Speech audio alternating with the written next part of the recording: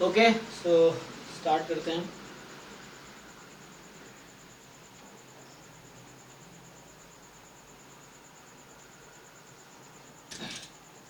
तो अभी कैसे कंटिन्यू करना है, तो वैसे एप्टीट्यूड तो ऐसे थ्योरी पढ़ाना बहुत वो है, मतलब इतना सारा कौन थ्योरी पढ़ाएगा, क्योंकि बेसिक्स ही होता है ना। तो एक बार PYQs देख लो। देखिए एप्टीट्यूड में ऐसा कोई मैं एक्सपर्ट तो हूँ नहीं, बट स्टिल हेल्प कर सकता हूँ जितना पॉसिबल है ना।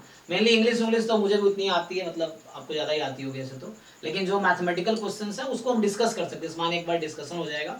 एप्टीट्यूड ईजी होता है, जैसे जहाँ तक मेरा एक्सपीरियंस है, एप्टीट्यूड कहीं भी जाए, नेट में हो या यहाँ भी। मैंने जब नेट का एग्जाम दिया है तो लाइक नेट में कितने 15 क्वेश्चन आते हैं ना, शायद 30 मार्क्स का आता है।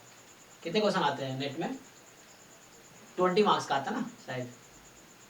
बताओ ये तरुण है, बाकी लोग बताओ। 30 मार्क्स का आता है, 15 क्वेश्चन करने 15 क्वेश्चन होते हैं ना। तो जहाँ तक मुझे लगता है 10 प्लस मेरा हर बार सही रहा है, क्योंकि एप्टीट्यूड मतलब इतना मुश्किल होता नहीं जहाँ तक मुझे लगता है। पता नहीं आप लोगों का क्या एक्सपीरियंस है। गेट में भी जैसे 10 क्वेश्चन है यहाँ पे और टोटल 15 मार्क्स के हैं, तो 10 प्लस मार्क्स मेरा हर बार एप्टीट्यूड में रहा है जहाँ तक मेरा एक्सपीरियंस है, क्योंकि मतलब गलत नहीं होते हैं एप्टीट्यूड में। एक दो क्वेश्चन गलत होते हैं, बाकी तो सही रहता है। अब तुम लोग देख लो तुम्हारा क्या है ना। तो 10 प्लस मार्क्स तो मुझे लगता है एप्टीट्यूड से आ जाता है, ठीक है ना, 15 में से, क्योंकि इतना होता नहीं है मुश्किल, बस थोड़े से तुम्हें लॉजिकली सोचना है।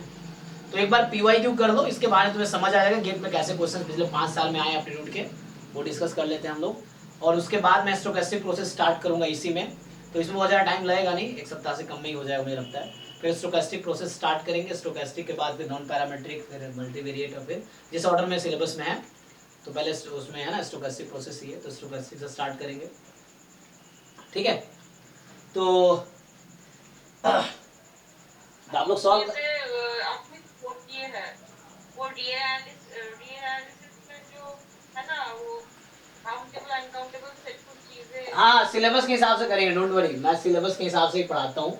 तो मेरा जो तरीका, मैं सिलेबस देख के ही पढ़ाता हूँ, क्योंकि वैसे सारा ज्ञान नहीं होता है, तो मैं सिलेबस देख के ही पढ़ाता हूँ। तो डोंट वरी, जो जो टॉपिक एक्स्ट्रा रहेगा वो सारा कवर होगा, डोंट वरी। तो जैम का अगर आपने कवर किया, JAM is base for the GATE exam. Base क्या मतलब, सफिशिएंट भी है ऐसे तो, मतलब बेस भी है और सफिशिएंट भी है क्वालिफाई करने के हिसाब से, ठीक है ना।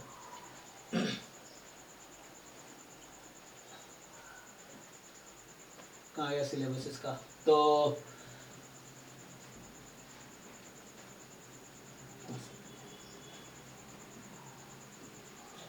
इसमें कहाँ से आएगा, यहाँ पे ना, पेपर एंड सिलेबस।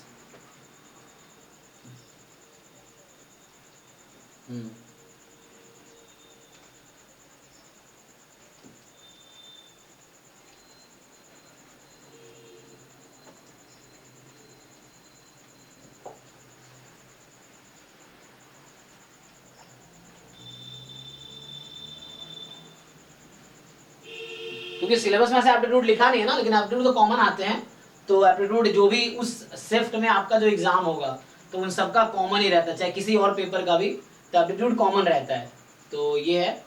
फिर भी एक बार कर दो PYQ, ताकि तुम्हें ये समझ आए कि 15 मार्क्स में तुम्हारा क्या एक्सपीरियंस, तुमने सॉल्व किए होंगे, तो तुम्हें अपना स्ट्रेंथ वीकनेस समझ आ रहा होगा क्या है। तो बस तुम ये देख लो क्या क्या आ रहा है, उससे रिलेटेड आप थ्योरीज पढ़ सकते हो कुछ, है ना, थोड़े से रीजनिंग या 9-10 वाली थोड़ी कॉन्सेप्ट यूज होती है, या लॉजिक सिंपली यूज होती है। तो ये तो हो जाएगा। बाकी जो रहेगा, जैसे अब यहाँ से स्टार्ट कर सकते हैं हम लोग, तो वैसे ही करते हैं 3 दिन, जैसे मैथ 3 दिन स्टार्ट चल रहा है, तो एप्टीट्यूड पहले मैं करा देता हूँ, 2-3 दिन में एप्टीट्यूड कंप्लीट हो जाएगा, मतलब ये एटलीस्ट PYQ कंप्लीट कर लो। थ्योरीज तो इसका कराना कोई वो नहीं है, क्योंकि मैं उसमें एक्सपर्ट भी नहीं हूँ, बट साथ में मिलकर हम लोग डिस्कस कर लेंगे, तुम्हारा भी फायदा है, ये चीज़ है। बाकी उसके बाद 3 दिन हम लोग ये मैथ पोर्शन में जो एक्स्ट्रा है वो कवर करेंगे।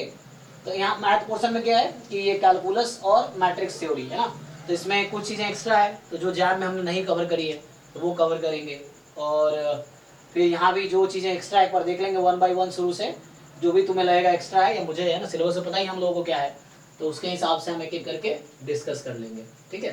तो एक दिन मैथ, एक दिन स्टैट, जैसे चल रहा होगा वही शेड्यूल चलेगा, ठीक है ना। तो बाकी जैसे यहाँ ये सब हमने डिस्कस किया है, कन्वर्जेंसी, डिस्ट्रीब्यूशन, प्रॉपर्टी। अब ये कन्वर्जेंस ऑलमोस्ट श्योर ये नया है ना, कन्वर्जेंस इन अरिथमीन ये नया है, ठीक है। उसके बाद ये नया है आपके पास, ये नया है, ठीक है। Weak law of large number, ठीक है। Strong law of large number नया है। सेंट्रल लिमिट थ्योरम आपने पढ़ाई है। ये डेल्टा मेथड जो है ना, ये यहाँ पे नया है। बाकी जैम में तो आते हैं डेल्टा मेथड, जो भी एक्स्ट्रा है वो हम कवर कर लेंगे 1 by 1। उसके बाद स्टोकेस्टिक प्रोसेस है ये, एस्टिमेशन हमने किया है, इसमें देख लेंगे क्या नया है वो हो जाएगा। हाइपोथेसिस भी किया हमने, इसमें भी कुछ नया है, जैसे लाइक्लीहुड रेशियो प्रॉपर्टी, ये सब यहाँ पे नहीं है ऐसे तो, लेकिन क्वेश्चन तो आ जाते हैं एग्जाम में भी। फिर नॉन पैरामीट्रिक मल्टीवेरिएट रिग्रेशन, ठीक है, तो देखते हैं सिलेबस के हिसाब से चलेंगे। अभी हम लोग एप्टीट्यूड देख लेते हैं। तो बताओ तुम लोगों ने ट्राई किया है कि नहीं? ट्राई तो किए होंगे कुछ लोग, हाँ यस, सर की है। है ना? तो क्योंकि वो ट्राई करके आओगे तो सीखने को मिलेगा, वैसे सिर्फ क्लास ज्वाइन कर लोगे तो बहुत ज़्यादा बेनिफिट नहीं होगा।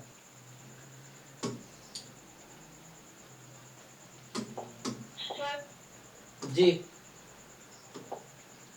सर जो ज्योमेट्री वाले क्वेश्चंस होते हैं ना, मतलब वो उसमें फॉर्मूले यूज करने रहते हैं, उसमें दिक्कत होती है।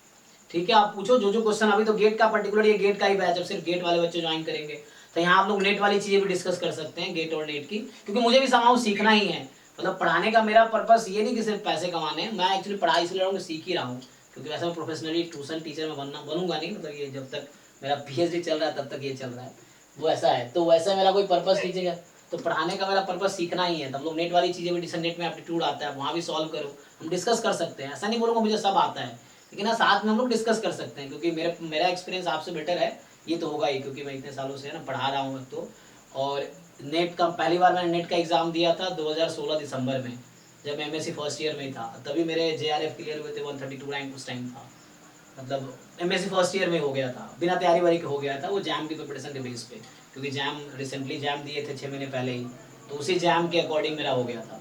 तो ऐसा है, मेरे साथ सबका हो गया था, आईआईटी दिल्ली में जो भी लोग मेरे साथ थे सबका ऐसे ही हो गया था, ऐसे ही, क्योंकि इतना मेहनत करके जैम में आए थे तो वैसे ही हो गया था, कोई तैयारी वारी करना नहीं पड़ा, वैसा है। फिर उसके बाद फिर मैं एक्चुअली जब पीएचडी मुझे करना था, अभी रिसेंटली 2020 में एग्ज़ाम दिया था मैंने, कोविड में, 21 में आई थिंक, 21 के एग्ज़ाम हुआ था फरवरी में, क्योंकि वो डिले हो गया दिसंबर 2020 वाला था, उसमें मैंने दिया था, तो मेरे 130 मार्क्स आए थे। 200 के एग्ज़ाम होते हैं ना, तो 130 था, उसमें मेरे 50 रैंक थे। 2020 के नेट के एग्ज़ाम, 2020 दिसंबर वाला एग्ज़ाम कोविड की वजह से डिले होके वो फरवरी 2021 में हुआ था, तो उसमें मैंने दिया था, तो उसमें मेरे 130 मार्क्स थे आउट ऑफ है ना 200, तो उसमें मेरे 50 रैंक था उस टाइम जेआरएफ का, तो उसके बेसिस से मेरा पीएचडी यहाँ एडमिशन हुआ है गेट में, आईआईटी खड़गपुर में, उसी रैंक पे। तो वैसा है, तो मतलब नेट मैंने तब से 2017 से 16 से लेके 16, 17, 18, 19, 20, 21, ये 4-5 साल मैं देता ही रहा हूँ समहाउ जस्ट टू एग्जाम। उससे पहले मैं कैरियर डेवलप में पढ़ाता भी था, तो वहाँ जैम और गेट का हम लोग मैं पढ़ा, थोड़ा कंटेंट पे काम करता था, तो इसलिए मैं इस फील्ड में मतलब बहुत दिनों से हूँ जैम गेट में, तो वो एक्सपीरियंस मेरा आपसे ज़्यादा होगा, है ना, तो ये हम इसमें थोड़ा हेल्प कर सकता हूँ मैं आपका। तो यहाँ पे नेट और गेट की चीज़ें हम डिस्कस कर सकते हैं, ठीक है, और बाकी मुझे भी सीखने को मिलेगा, ये है। Good evening sir. जी गुड इवनिंग, बताइए। सर ये गेट का क्लास अब यही टाइम पे होगा? हाँ ये टाइम फिक्स हो गया, क्योंकि बड़ा मुश्किल से मैंने जैम वाले बच्चों को अच्छा। कन्विंस किया है, तो वो 6 to 9 जैम का चलेगा, 7, 9 to 11 आपका ये है। अभी 6 to 9 कुछ दिनों के लिए है, फिर वो 7 to 9 JAM batch, 9 to 11 GATE batch, और 6 to 7 जैसे मैं डेली डाउट क्लास ले रहा था, तो वो अभी फिर से कंटिन्यू हो जाएगा जब उनका सिलेबस कंप्लीट हो जाएगा, तब 6 to 7 daily doubt class, 7 to 9। जी डाउट क्लास है ना सर, एक संडे को मॉर्निंग में रखते जाइए ना सर। हाँ मॉर्निंग में रख सकते हैं, एक्चुअली मॉर्निंग में भी रख सकते हैं, कोई दिक्कत नहीं है।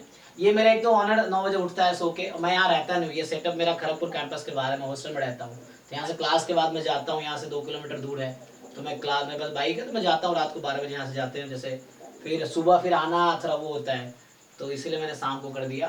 कर सकते हैं सुबह, पहले शुरू में लिया था मैं 2-3 क्लास सुबह, फिर सुबह सुबह उठना बड़ा मुश्किल होता है, मैं 8-9 बजे उठता हूँ, 8 बजे।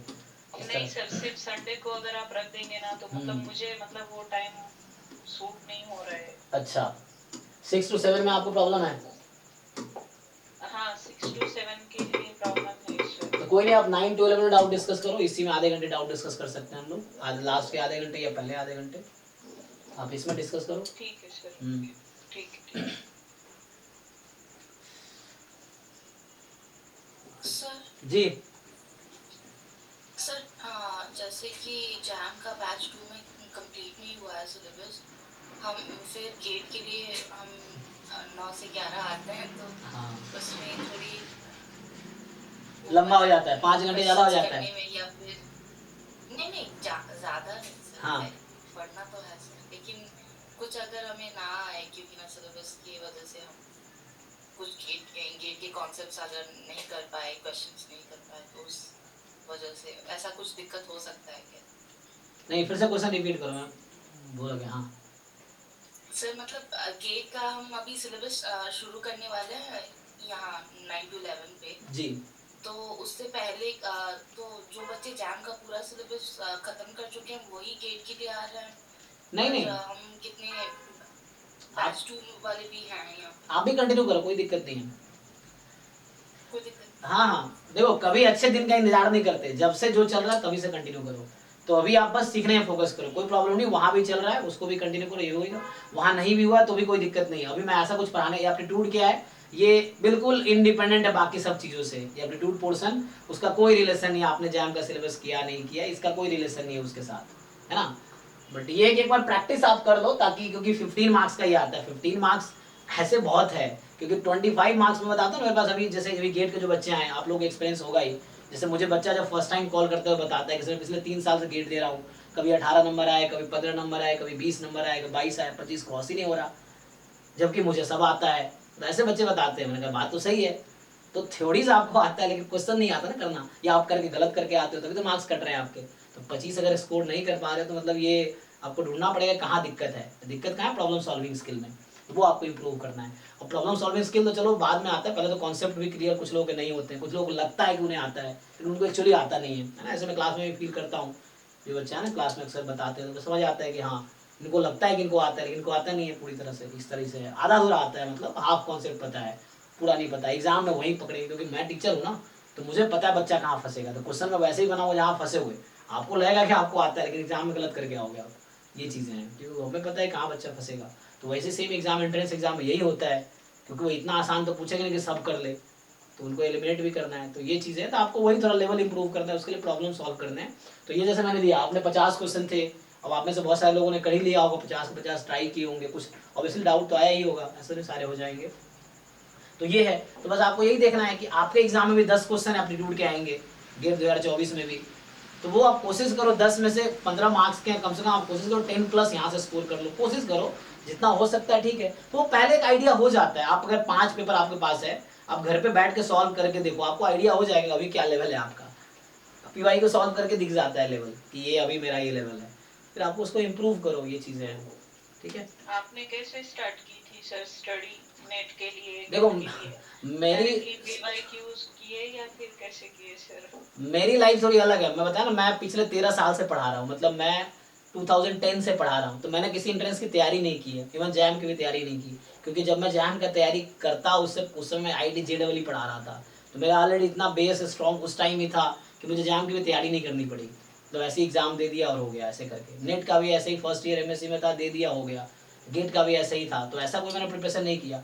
पिछले साल भी ऐसे एग्जाम पढ़ा रहे थे, गेट का मैंने पिछले साल एग्जाम ऐसे ही दे दिया बिना कोई प्रिपरेशन के, तो ऐसे ही 3rd रैंक आ गए। तो मेरा तो अलग है कि मैं पढ़ाता रहा हूँ तो चीज़ों से मैं कनेक्टेड हूँ। जैसे आप लोगों का क्या है, कुछ लोग जो नहीं पढ़ाते हैं तो बहुत सारे बेसिक कॉन्सेप्ट भूल जाते हैं। जैसे फॉर एग्जांपल मान लो सिलेंडर के वॉल्यूम के फॉर्मूला, जैसे कल ही क्लास में था, वॉल्यूम सिलेंडर के वॉल्यूम का फॉर्मूला आ गया, तो भूल जाते हैं, क्योंकि 9th 10th में था, बीच में कहीं जरूरत नहीं पड़ी। लेकिन जो टीचिंग में मान लो 9th 10th 11th 12th जो पढ़ा रहा है, तो उसको ये नहीं बोलेंगे बेसिक चीज़ें। तो मेरा थोड़ा वो स्टोरी रहा है कि मैं कहीं ना कहीं, जब मैं MSc फर्स्ट ईयर में था IIT दिल्ली में, तब मैं कैरी एंडेवर में पार्ट टाइम जॉब करता था, शाम को 2 से 5 या 2 से 6 में वहाँ जॉब करता था, कैरी एंडेवर दिल्ली में जो है। तब भी दिल्ली में क्लासेस में सुबह 8 से 12 1 बजे तक अटेंड करता था, बाकी मैं शाम को जॉब करता था। तो मेरा थोड़ा ऐसा रहा है कि मेरी तैयारी पढ़ा के होती रही है, या जॉब के थ्रू ही होती रही है, तो मैं कभी अलग से तैयारी किया नहीं। पर तैयारी में जब किया भी हूँ तो मैं सीधा PYQ से स्टार्ट करता हूँ। मेरा स्ट्रैटेजी होता है PYQ में पहले ये देखो कि मेरा क्या लेवल है और एग्जाम का क्या लेवल है, ताकि वो कंपेरिजन हो जाए कि मुझे कितना इंप्रूव करना है ना।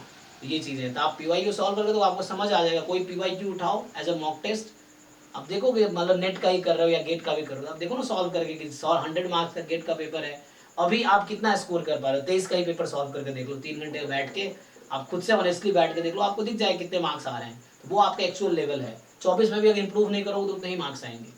कोई नया जादू नहीं होगा एग्जाम में, एक्चुअली कोई जादू नहीं होने वाला है। आप घर पे नहीं सॉल्व कर पा रहे हो, एग्जाम में भी नहीं कर पाओगे, सिंपल है। तो आपको घर पे अगर आप PYQ सॉल्व कर पा रहे हो तो आप एग्जाम में भी कर पाओगे आगे जाके। इवन एग्जाम में प्रेशर अलग होता है, घर पे थोड़ा प्रेशर भी नहीं है, तो आपको वो हैबिट घर पे डालनी पड़ेगी प्रॉब्लम सॉल्व करने वाली। तो स्टार्ट विद PYQ, फिर वो थ्योरी पढ़ो जाके जो नई क्वेश्चन हो रहा है, उसके बाद है ना, मतलब सिलेबस और PYQ पे स्टिक रहो। और क्या है, सिलेबस और PYQ से स्टिक रहो, जितना सीख सकते हो सीखते जाओ। जितने प्रॉब्लम सॉल्व कर सकते हो प्रॉब्लम सॉल्व करते जाओ। गेट निकालने का मतलब सिंपल फंडा बता रहा हूँ, पूरे जैम के पीवाईक्यू ढंग से सॉल्व करो, गेट का पूरा ढंग से पीवाईक्यू सॉल्व करो। सिलेबस में देख लो कोई ऐसा कॉन्सेप्ट ना जो आपको नहीं आता हो, एटलीस्ट हर टर्म का डेफिनेशन उससे रिलेटेड चीज़ें आपको क्लियर है, क्यों नहीं निकलेगा एग्जाम।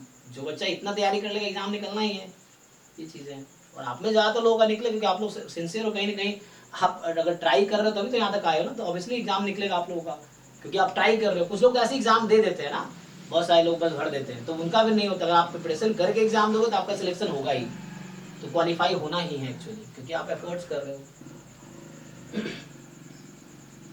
एक्चुअली सर मैं नेट की प्रिपरेशन कर रही थी जी। तो मैंने क्या किया सर, घर में पीवाईक्यू सॉल्व किए ना तो 80 79 ऐसे मार्क्स आते थे, लेकिन जब मैंने फाइनल एग्जाम दिया ना तो एकदम अपोजिट मार्क्स आए। ये बारी मैंने जब दिए लास्ट एग्जाम। कितने अपोजिट के? तो सर 180 आए?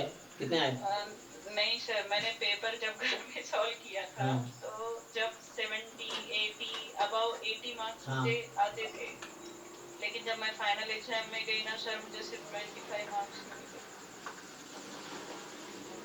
तो देखो ना कहाँ कमी है, आप घर पे हाँ, उसी वही पेपर को। पूछ रही हूँ सर कि आप मतलब हमें आइडिया दीजिए कि मतलब कैसा स्टार्टिंग में हमको कैसी करनी चाहिए। अनसॉल्व्ड क्वेश्चन करने की प्रैक्टिस करो ना आप। अब लेवल के हिसाब से शुरू कर सकते हो आप, पहले बुक से देख लो ना वो टॉपिक क्या है, उस टॉपिक का बुक से मतलब प्रिपरेशन आपको खुद ही देखना पड़ेगा कि आपको क्या लेवल है, कहाँ से स्टार्ट करना है। जैसे मान लो आप बेसिक सिलेबस उठाओ, बुक्स पढ़ो, जो समझ नहीं आ रहा मुझसे पूछो। जैसे मैं सिलेबस कवर कर रहा हूँ तो वो आपको सब कुछ समझ आ रहा है तो ठीक है, मतलब वहाँ भी दिक्कत है तो आप फिर देखो कहाँ प्रॉब्लम है। मतलब हर बच्चे का लेवल अलग अलग है ना, सबके लिए सेम दवाई काम नहीं करेगी, है ना। पर कई बार ऐसे होता है ना कि मतलब वो एग्जाम के टाइम पे वो याद ही नहीं आता और जब घर पे आके देखते हैं तो तब याद आता है कि अरे ये तो गलत कर दिया। ऐसे ऐसे बहुत बार होता है सर। हाँ मेरे साथ भी होता है, सबके मेरे साथ साथ भी होता है सर सबके ये। साथ होता है। तो वो कुछ नया नहीं, लेकिन उसके लिए जरूरी कि एक भूल जाते हैं। तो अगर आपने बहुत सारे उस टाइप के क्वेश्चन पहले कर रखे हैं तो आप फिर कम चीजें भूलोगे, ये चीजें हैं। तो उसके लिए आप जैसे मॉक टेस्ट अभी चल रहा है, मान लो जैम वाला ही मॉक टेस्ट चल रहा है, आप वो सॉल्व करते कर ही रहे होंगे आप लोग, तो देते रहो एग्जाम, है ना। मतलब बोलो जैम का ही पूरा चीजें जो है मैं कवर तो 100 मार्क्स का करूंगा ही, लेकिन एटलीस्ट जैम वाली जो टेस्ट में जो चीजें चल रही, कुछ टेस्ट पर्टिकुलर गेट का भी होगा, जो गेट स्पेसिफिक है ना वो होगा, मतलब गेट के पूरा 100% सिलेबस का मॉक टेस्ट, कुछ टेस्ट मैं 5-10 टेस्ट तो इसका करवाऊंगा, ये होगा अभी बाद में। बाकी अभी जैम वाला आप अटेम्प्ट करो, जैम में 100 टेस्ट जैम के होंगे तो वो आप अटेम्प्ट करो, उससे सीखो ये चीज़ें हैं। मैथ्स पोर्शन पे वर्क करो, मैथ्स पे भी वर्क करो आप, क्योंकि कुछ लोग सिर्फ स्टैट्स पे डिपेंडेंट रहते हैं, मैथ्स पे भी थोड़ा वर्क करो क्योंकि वो हेल्प करेगा आपको स्टैट्स के क्वेश्चन सॉल्व करने में। जो इंटीग्रल के कॉन्सेप्ट हैं वो सब ज्वाइंट में हेल्प करता है ना, इस तरीके से, तो हेल्प करेगा आपको उस तरह से।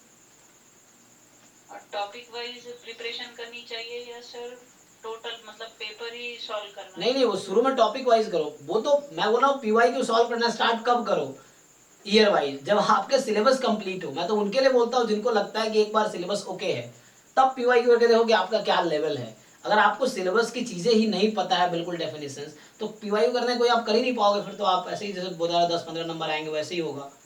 जब आपके एक बार आपने सिलेबस कवर कर लिया, लाइक जो भी सिलेबस में वर्ड्स लिखे उसके बारे में एक बार पढ़ लो आप बुक से, या किसी कोचिंग के नोट्स है या बुक है, बुक सबसे अच्छा रहता है, बुक में एक एक पढ़ो, एग्जाम्पल सॉल्व करो, वो देखो। फिर आपने एक बार सिलेबस कर लिया तो आपको लगा कि टॉपिक्स पता है आपको, अब आप पेपर सॉल्व करके देखो, previous year paper topic wise या ईयर वाइज। तो पहले टॉपिक वाइज करो आप चीज़ों को, उसके बाद ईयर वाइज पे आओ। ईयर वाइज तब करो जब आपके पास सारे कॉन्सेप्ट क्लियर, वरना क्या होगा आपको ये समझ ही नहीं आएगा क्वेश्चन किस चैप्टर का है। अगर आपके कॉन्सेप्ट सारे सिलेबस आपने कंप्लीट नहीं किए हैं, आप जब क्वेश्चन पढ़ोगे तो आपको ये समझ नहीं आएगा ये क्वेश्चन किस टॉपिक का है।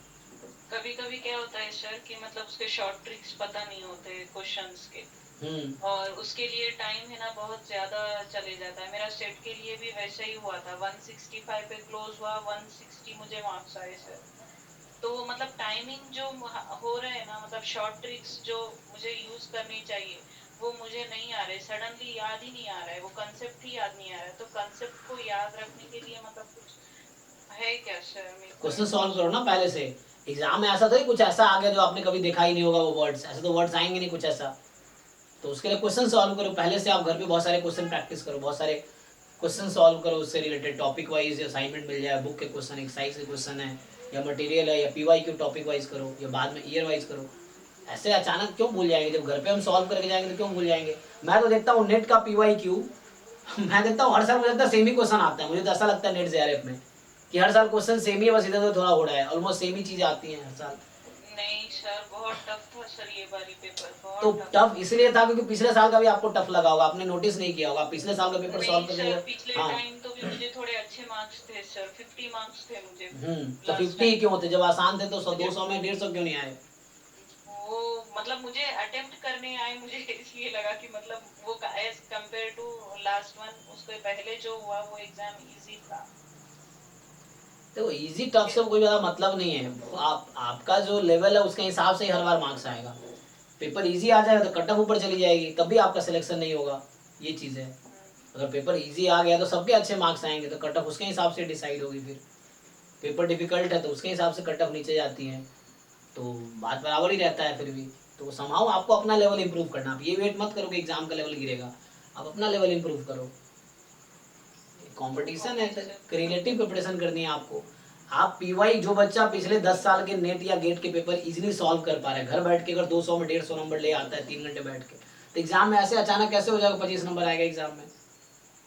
नहीं सर, मुझे 70-80, मैं बोल रही हूँ ना सर, मेरा फर्स्ट पेपर जो था मतलब जो जनरल एप्टीट्यूड के थे उसमें 12 क्वेश्चंस करेक्ट हुए। मैंने लीनियर अलजेब्रा और कॉम्प्लेक्स एनालिसिस और डिफरेंशियल इक्वेशन और अप्लाइड स्टैटिस्टिक्स का पार्ट किया था सर मैंने। तो उसमें क्या हो गया सर कि कुछ कुछ ऐसे क्वेश्चंस थे कि मतलब मुझे सडन याद नहीं आ रहे थे, मतलब उसको कैसे शॉर्ट फॉर्म में करूं सॉल्व, तो वो डिटेल में जाने की वजह से एक तो टाइम मेरा बहुत ज़्यादा वेस्ट हो गया, और दूसरा टॉपिक मतलब मुझे याद नहीं आ रहा था कि मतलब इसमें कौन सा यूज़ करना है, कैसे करना, जम्बलिंग बहुत हो रहा था।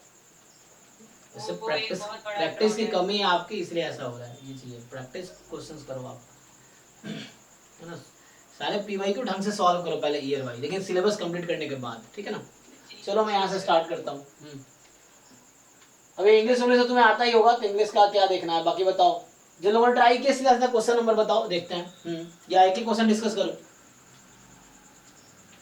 क्या कहते हो? ट्राई करके आओ तो थर्ड। थर्ड वाला। अच्छा हाँ, तो इस तरह क्वेश्चन वो डिस्कस मैथ्स वाला है ना, इससे इजी रहता है। देख लो तुम में से भी आता होगा ना, तो बता देना क्या कह रेडियस ऑफ हाँ हो गया। हाँ ठीक है, अभी देख लेते हैं इनका क्या इसमें डाउट है। तो कह रहा था radius as well as height of a circular cone increase by 10%। अब जैसे कोन है ना, रेडियस 10% इंक्रीज हो गया, हाइट भी 10% इंक्रीज हो गई, दोनों ना रेडियस और हाइट दोनों इंक्रीज हो गई। तो बोल रहा है परसेंटेज इंक्रीज इन वॉल्यूम। अब आपको यही देखना है कि इसमें क्या क्या चीजें जो आपको नहीं पता है, अगर कोई बच्चा नहीं कर पाएगा तो आपको देखना है क्या चाहिए आपको, परसेंटेज इंक्रीज इन वॉल्यूम। तो पहले तो कोन के वॉल्यूम का फॉर्मूला जरूरत पड़ेगी इसमें, है ना। फिर परसेंटेज इंक्रीज का फॉर्मूला की जरूरत पड़ेगी। बताओ भाई कैसे करोगे तुम लोग? सर मैंने किया है। हाँ वॉल्यूम लिया है 1/3 पाई r स्क्वायर h। हाँ ये है ओरिजिनल वॉल्यूम। जब वो 10% इंक्रीज करेगा तो वो वॉल्यूम होगा 1.1 r होगा क्या, मतलब 10% होगा तो। हाँ ठीक है, हाँ सही है। उसके बाद फिर उसके बाद उसको वो 0.1 r लिया और 1.1 r लिया और 1.1 h लिया। फिर उसको उसका भी वॉल्यूम निकाला। तो फिर वो जो V2 होता है, मतलब जो एक्स्ट्रा वॉल्यूम वाला है, वो V2 माइनस V1, मतलब जो ओरिजिनल वॉल्यूम है उससे माइनस करके क्या मैं कर रही थी, पर हो नहीं रहा, मतलब कुछ अलग ही आ रहा है। क्या लगा रहे हैं? यहाँ पर क्या परसेंटेज में बोला है, तो इसीलिए कुछ मतलब ठीक ठाक, मतलब तो उससे ही आ जाएगा ना। न्यू वॉल्यूम जो आएगा उसमें से ओरिजिनल वॉल्यूम माइनस कर लेंगे, divided by original volume into 100। तो फॉर्मूला परसेंटेज चेंज का फॉर्मूला आपको वही बोला हूँ कि इसमें जरूरत है कि परसेंटेज इंक्रीज का फॉर्मूला पता हो आपको या परसेंटेज चेंज का फॉर्मूला पता हो आपको। तो क्या होता है, जो वैल्यू आया जैसे आपने कहा V2 minus V1 upon V1 into 100, ये आ जाएगा।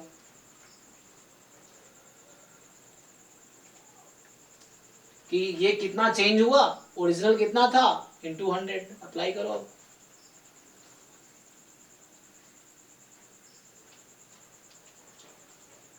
हो जाएगा कि नहीं? हाँ हो जाएगा। तो अब तो जैसे V1 आपने जैसे बताया 1/3 पाई आर स्क्वायर एच है, और V2 उसके हिसाब से है ना, एच को 10% इंक्रीज करोगे आप तो 1.1 एच हो गया, जैसे आर को 1.1 आर कर दो, पुट कर दो, फिर V2 आ गई, ये फॉर्मूला लगा लो, हो जाएगा। तो जिन लोगों ने सॉल्व कर लिए, देखो अगर आपको डाउट है तो आप पूछो, नहीं है तो आप क्यों टाइम वेस्ट करोगे अपना, ये चीज़ है, क्योंकि आपको ऑलरेडी फिर आता है सब कुछ, ये चीज़ है। जिनको अगर डाउट है आप डिस्कस करो, अगर आपने सॉल्व किए हैं तो, नहीं किए तो कर लो सॉल्व, फिर यही बाद में फिर पछताओगे कि काश सॉल्व कर दिया होता है ना। वो कल जो वेट करते हैं ना वो लोग अक्सर, फिर वो कल कभी नहीं आएगा जो आप सोच रहे होगे कि बाद में कर लेंगे, एग्जाम से पहले कर लेंगे, तो उस तरीके से नहीं होगा फिर। तो मैंने इसलिए रखा है कि एक बार आप सॉल्व करके आओ, फिर डिस्कस कर लेंगे। तो उससे अगर नहीं किया तो आज बैठ के कर लो, कल भी डाउट डिस्कस कर सकते हैं। फिर होता क्या, इनमें से कुछ बच्चा है जो आज से 2 महीने बाद पूछेगा सर ये डाउट है इसमें, जब आज कर रहा हूँ तो आप कर नहीं रहे हो, 2 महीने बाद फिर इस पे आओगे आप वापस। ये डिस्कशन होगा।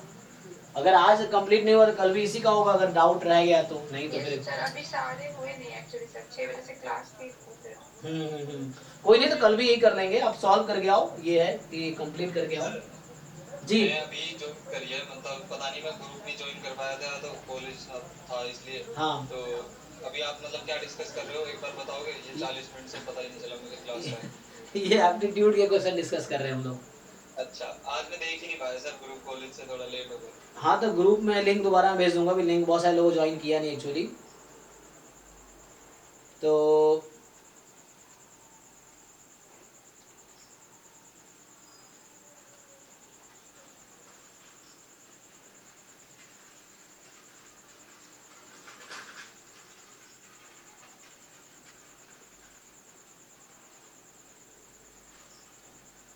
तो ग्रुप का मैं लिंक एक बार और भेज दूंगा, बहुत सारे लोगों ने भी ज्वाइन किया नहीं उसमें ना, क्योंकि गेट में बहुत सारे बच्चे हैं जो है नहीं।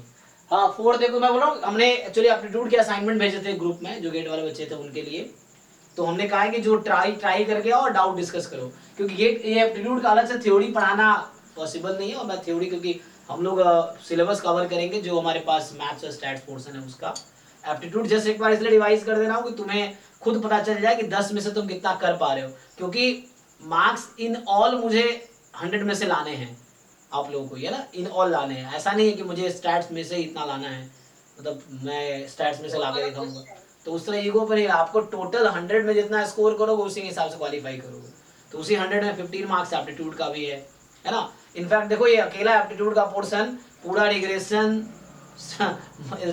हो गया, मल्टीवेरिएट हो गया और नॉन पैरामीट्रिक हो गया, तीनों मिला के 10-12 नंबर, 10 से 15 नंबर के क्वेश्चन आते हैं। ये तीनों सब्जेक्ट का वेटेज अकेला एप्टीट्यूड के वेटेज के इक्वल है, ये चीज है। और बच्चा इन तीनों में कितना टाइम देता है, और इसमें थोड़ा सा वर्क करो तो ये इतने मार्क्स यहीं से 10 नंबर ले आए तो वो है। नॉन पैरामीट्रिक 3-4 नंबर के आते हैं, स्टोकेस्टिक चलो 7-8 5 से 7 नंबर के आते हैं, इधर रिग्रेशन 3-4 नंबर 5 नंबर के आते हैं, बाकी रह गया तुम्हारा मल्टीवेरिएट, वो भी 4-5 नंबर के आते हैं। तो उसमें मल्टीवेरिएट में 4-5 नंबर का क्वेश्चन आ रहा है, उसमें बच्चा एकदम पूरे 2-4 महीने लगाता है, रिग्रेशन में 2-4 महीने लगाता है, और ये 15 मार्क्स का है तो इसको लगता है कि चलो ये क्या ही तैयारी करना है। अगर थोड़े से ठीक से तैयारी, थोड़े से पीवाईक्यू भी तुम कर लोगे ना गेट के बाकी पेपर्स के भी, क्योंकि एप्टीट्यूड तो कॉमन पोर्शन है, तो बाकी पेपर्स के भी कुछ गेट के पीवाई हाँ से दिया गया ना। हाँ ये गेट स्टैट्स का ही पीवाईक्यू का है, ये जो भेजा है मैंने, ये गेट स्टैट्स 2019, 20, 21, 22, 23 गेट का ही पीवाईक्यू का है ये क्वेश्चन। तो अगर ये आप सॉल्व करके आपको एक आइडिया मिल जाएगा कि फिर जो 10 क्वेश्चन आते हैं उसमें आपका क्या लेवल है, समहाउ आपको रैंक ही तो लाने हैं, तो पूरे मिला के आपको स्कोर ही तो करना है 100 में से, तो क्यों 15 मार्क्स को इग्नोर करोगे, थोड़ा ठीक से तैयारी कर लो उसकी, ये चीजें।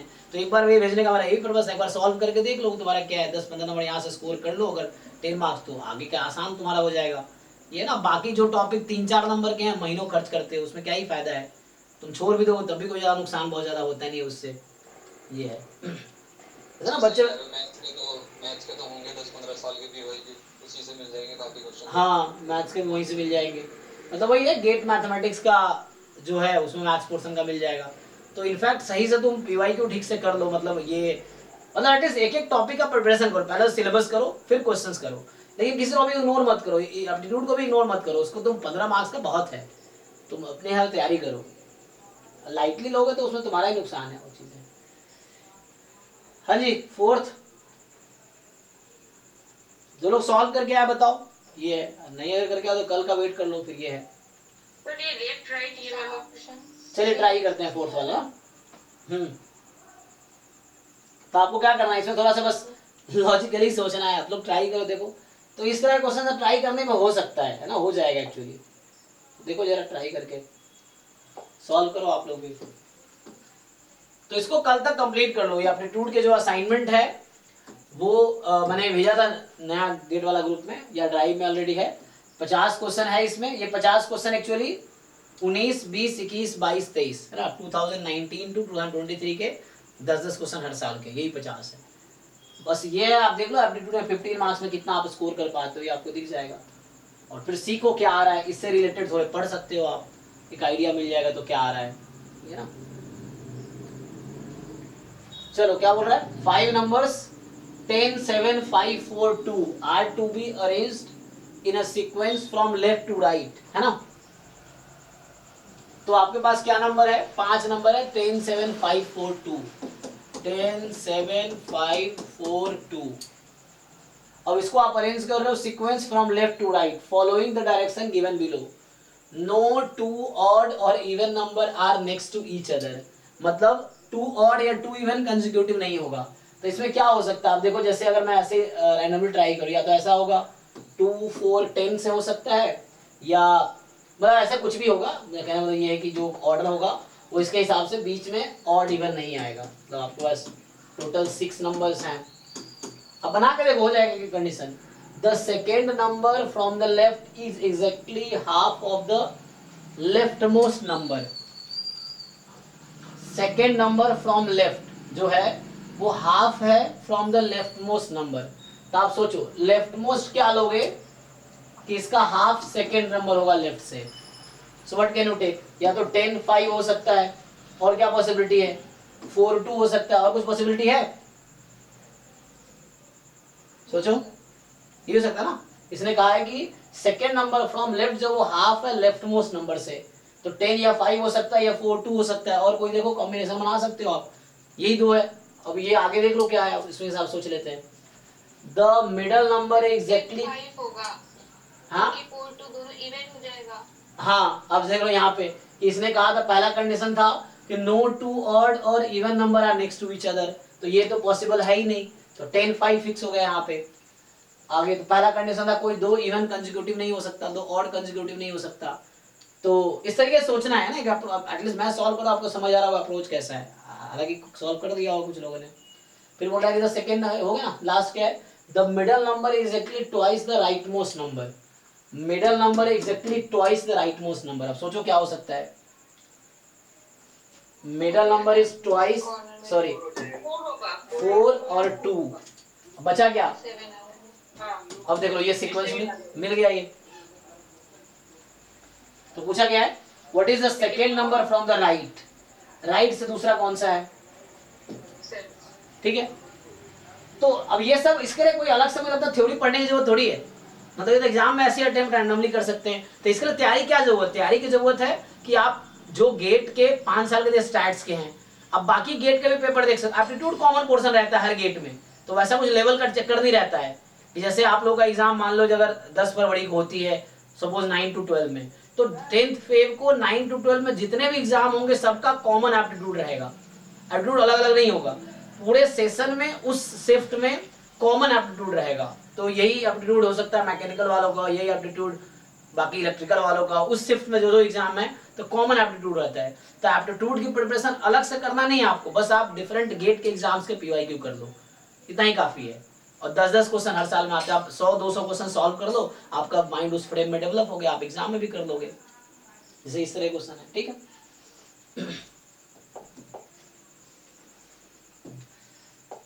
7 वाला क्वेश्चन, ठीक है, जिन लोगों ने ट्राई किया वो पूछो, है ना, ट्राई करो, एफर्ट्स करो, इजीली एग्जाम निकल जाएगा। हाँ 7th, तो 7 ये तो कुछ समझ ही नहीं आ रहा है। चलिए ट्राई करते हैं, हो जाएगा, ट्राई करेंगे है ना, क्योंकि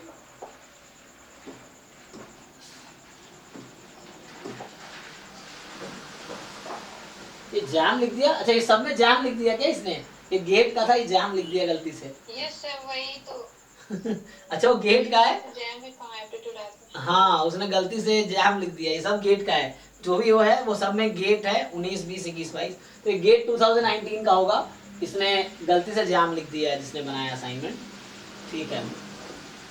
So in a country of 14,000 million, sorry 1400 million population, 70% own mobile phones, ठीक है। Among the mobile phone owners, अब उन 74 में से only 294 million access the internet, okay।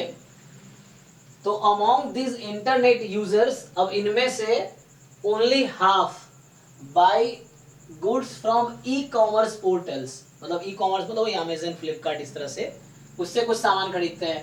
तो what is the percentage of this buyers in the country. अब ध्यान से देखो, पहले टोटल कितने लोग हैं, 1400 मिलियन है, अब इसका 70% निकालो जी, कितना आएगा 980, ओके। तो 980 आर पहले टोटल था, ठीक है ना, टोटल इतने लोग हैं। मोबाइल फोन जिनके पास है, सो मोबाइल फोन वाले 70% 980 है। अब among this mobile phone owners only 294 million access, कितना, तो 294 लोगों के पास एक्सेस है इंटरनेट। तो इंटरनेट कितने लोग यूज करते हैं, इंटरनेट वाले लोग हैं 294 मिलियन, ओके।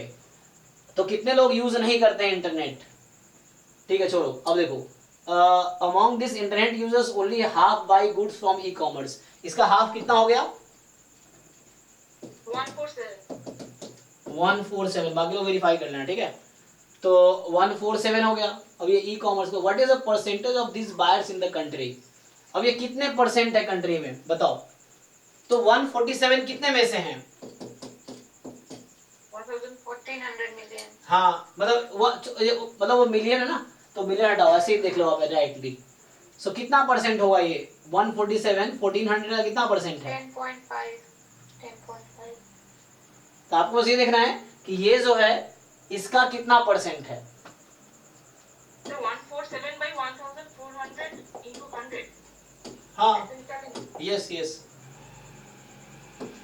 सो 147 अपॉन 1400 into 100, देखो कितना आएगा, इसमें बताया नहीं ना 10 पॉइंट, ये आया, चेक करना बाकी लोग। Yes sir. तो यही हो जाएगा, मतलब इसमें कुछ खास है नहीं। तो बस देखो टोटल पॉपुलेशन इतनी थी और इतने लोग ई कॉमर्स यूज कर रहे हैं, तो कितना परसेंटेज है, तो 147 आउट ऑफ 1400, तो आउट ऑफ 100 कितने हैं, तो 147 अपॉन 1400 into 100, ये हो गया, ठीक है। अब ऐसी प्रॉब्लम सॉल्व कर करके सीखोगे, सॉल्व कैसे करना है, प्रॉब्लम सॉल्व कर करके आपको समझ आएगा। 9 कह रहा है 2 ट्रेन स्टार्टेड एट 7 AM, ठीक, from the same point. The first train traveled north at a speed of 8 km/h and the second train traveled south at a speed of 100 km। देखो ना एप्टीट्यूड के बाद हम लोग वो सिलेबस वापस आएंगे, एप्टीट्यूड एक बार पीवाईक्यू कर लो तुम लोग, बाद में रिवाइज कर देना बाकी गेट पेपर से या नेट पेपर से। 15 मार्क्स में इग्नोर मत करो, 15 मार्क्स से थोड़े प्रिपरेशन कर लेना, थोड़ा प्रिपरेशन अलग से थ्योरी पढ़ने की जरूरत नहीं है, पीवाईक्यू भी सॉल्व कर लो, डाउट हो तो मेरे से डिस्कस करो इसी बैच में, तो उससे 15 मार्क्स बहुत ज्यादा है, ठीक है ना। मैं बोल रहा हूँ तुम्हें स्टोकेस्टिक, रिग्रेशन, ये चारों मिला के 20-25 नंबर का है, ये अकेला 15 नंबर का है। सो ठीक है ना, 2 trains started at 7 AM from same point. The first train traveled north at the speed of 80 km/h. Second train traveled south at a speed of 100 km/h. The time at which they were 540 km apart is। ना जैसे 9th 10th में इस तरह question थे maths में, चलिए try करके देखते हैं। हेलो, कुछ लोग तुम्हें ऑनलाइन देखो वो ट्रिक व्रिक होता है, ठीक है वो भी कर सकते हो, बट वो क्या हर जगह वैलिड नहीं होगा, वापस तुम्हें ओरिजिनल मेथड पे ही आना पड़ेगा। ट्रिक में कुछ पर्टिकुलर क्वेश्चन का पर्टिकुलर लगा देते हैं, वो उनको ही पता होता है जो लगा रहे होते हैं जनरली, ठीक है ना, क्योंकि ओके ठीक है नाइस। तो देख लो है ना कैसे सॉल्व किया आपने। ये तो सर प्लस 6-7 में पढ़ा था तो सर ऐसे वो ग्राफ बना के ऊपर साउथ नॉर्थ नीचे साउथ वो 80 किलोमीटर पर आ जा रहे हैं, तो ऐसा बना लो, कोई बात नहीं। देखो ये है, मैं अभी नॉर्थ साउथ इधर बोल दो, ये नॉर्थ साउथ ले लो, कोई दिक्कत नहीं है, नॉर्थ या तो इधर ले लो। तो ये कह रहा था टू ट्रेन, वैसे इजी है ऐसे तो। टू ट्रेन है ना, स्टार्टेड 7 AM, 7 बजे स्टार्ट किया from same point. The first train travelled at a speed of 80 kilometre, मान लो है ना। तो मान लो इधर नॉर्थ है फॉर एग्जांपल और इधर साउथ है, ये एक पॉइंट है जहाँ पे 7 बजे दोनों मिल रहे हैं, ठीक है, मतलब 7 बजे स्टार्ट कर रहे हैं। तो एक कहाँ जा रहा है, एक नॉर्थ के साइड कितना बजे जा रहा है 80 किलोमीटर पर आवर से, और दूसरा साउथ के साइड कितने पे 100 किलोमीटर पर आवर पे। अब एक बार ध्यान दो, लॉजिकली समझो, 1 घंटे जो है, जो नॉर्थ में जा रहा है 1 घंटे में कितना किलोमीटर जाएगा 80, और जो साउथ जा रहा है 1 घंटे में कितना जाएगा 100, तो 1 घंटे बाद दोनों कितने गैप पे होंगे 180, हाँ तो सर 3 आवर्स में हो जाएगा। ठीक है ना, लॉजिकली समझ आ रहा है कि 1 घंटे में दोनों स्टार्ट यहीं से किए, तो 1 घंटे बाद ये 80 किलोमीटर दूर थे, 1 घंटे बाद ये 100 किलोमीटर दूर थे, तो टोटल 1 घंटे बाद दोनों के बीच का जो गैप था 180 किलोमीटर का था। ये पूछ रहा है कि the time eight which they were 540 kilometre apart, तो 180 का मल्टीपल देखो 3। तो 18 ना, 3 हो गया। तो 3 घंटे बाद वो लोग इतने डिस्टेंस पे होंगे, तो कितने बजे, मतलब 10 बजे, ठीक है। तो सर ट्राई करो तो हो जाएगा, लॉजिकली थोड़ा सोचने की कोशिश करो तो हो जाता है ना। तो सेकंड अप्रोच ये भी हो सकता है सर, टोटल स्पीड उसकी 180 किलोमीटर पर आवर हो जाए। हाँ यस यस यस, देन फिर उसको हाँ ऐड कर दिया, क्योंकि एक इधर जा रहा है एक उधर जा रहा है, तो 1 घंटे में टोटल स्पीड, ठीक है, 1 घंटे में 180 का है, सही है, वो भी सही है, सही है। तो बस ये मतलब प्रॉब्लम सॉल्व करके आप स्किल डेवलप करो, एप्टीट्यूड क्वेश्चन सॉल्व करने का, प्रॉब्लम सॉल्व कर करके पीवाईक्यू वाले। नेक्स्ट बताओ, तो 9th हो गया, इसका 10 आंसर है। सर कौन सा क्वेश्चन 15। 15। जिन लोगों ने सॉल्व नहीं किया प्लीज आप कल 9 to 11 तक इसको कंप्लीट करो, 50 क्वेश्चन है, ये कंप्लीट करो। और भी चाहिए तो मैं और भी डिफरेंट गेट एग्जाम के पेपर बोलूंगा, ये कोई हमारा जो हमारे साथ जो लोग है ना वर्क करते हैं वो बना के दे देंगे। बस आप प्रैक्टिस कर दो ढंग से, माइंड फ्रेम बन जाता है ना, तो उस तरीके से। हमारा पिछला क्वेश्चन ही था, तो इस तरह के अगली बार क्वेश्चन मिलेगा तो आप सोच पाओगे, क्योंकि आपने इस तरह क्वेश्चन प्रैक्टिस किए हैं, तो इस तरह से है। 15 ये कह रहा है कि the difference between the sum of first two n natural numbers and the sum of first n odd natural numbers। तो तुम लोग सोचो, आसान क्वेश्चन है ये सब गेट के क्वेश्चन है, एग्जाम लिख दिया है गलती से।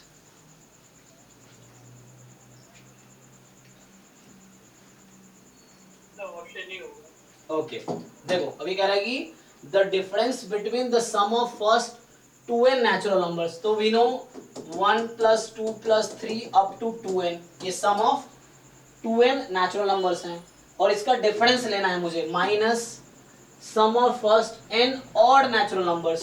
सो 1 + 3 + 5, हमें first n odd natural number, आपको पता भी होगा फॉर्मूला इसका, है ना।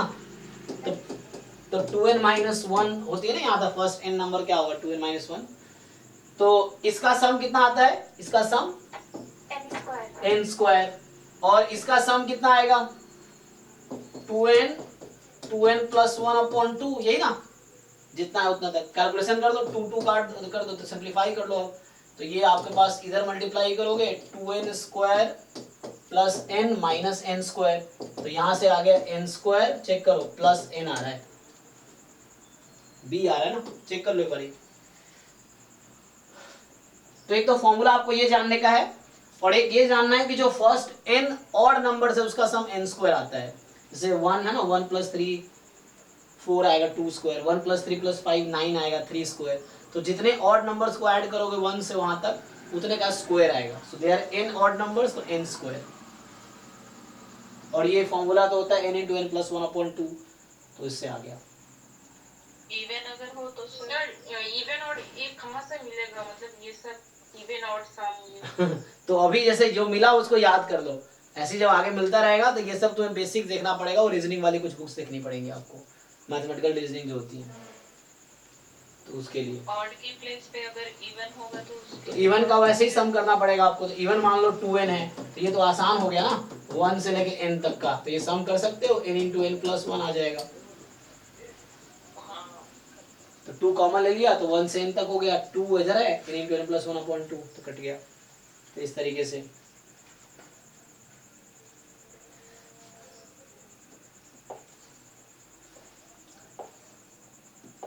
नेक्स्ट बताओ अगर ट्राई कर लिया तो। हाँ 270 तो ये क्या कह रहा है, P Q R S T U V W are seated around a circular table, ठीक। S is seated opposite to W, और ये बनाना पड़ेगा। देखो थोड़ा लिख के देखो, लिखोगे तो कुछ दिखेगा।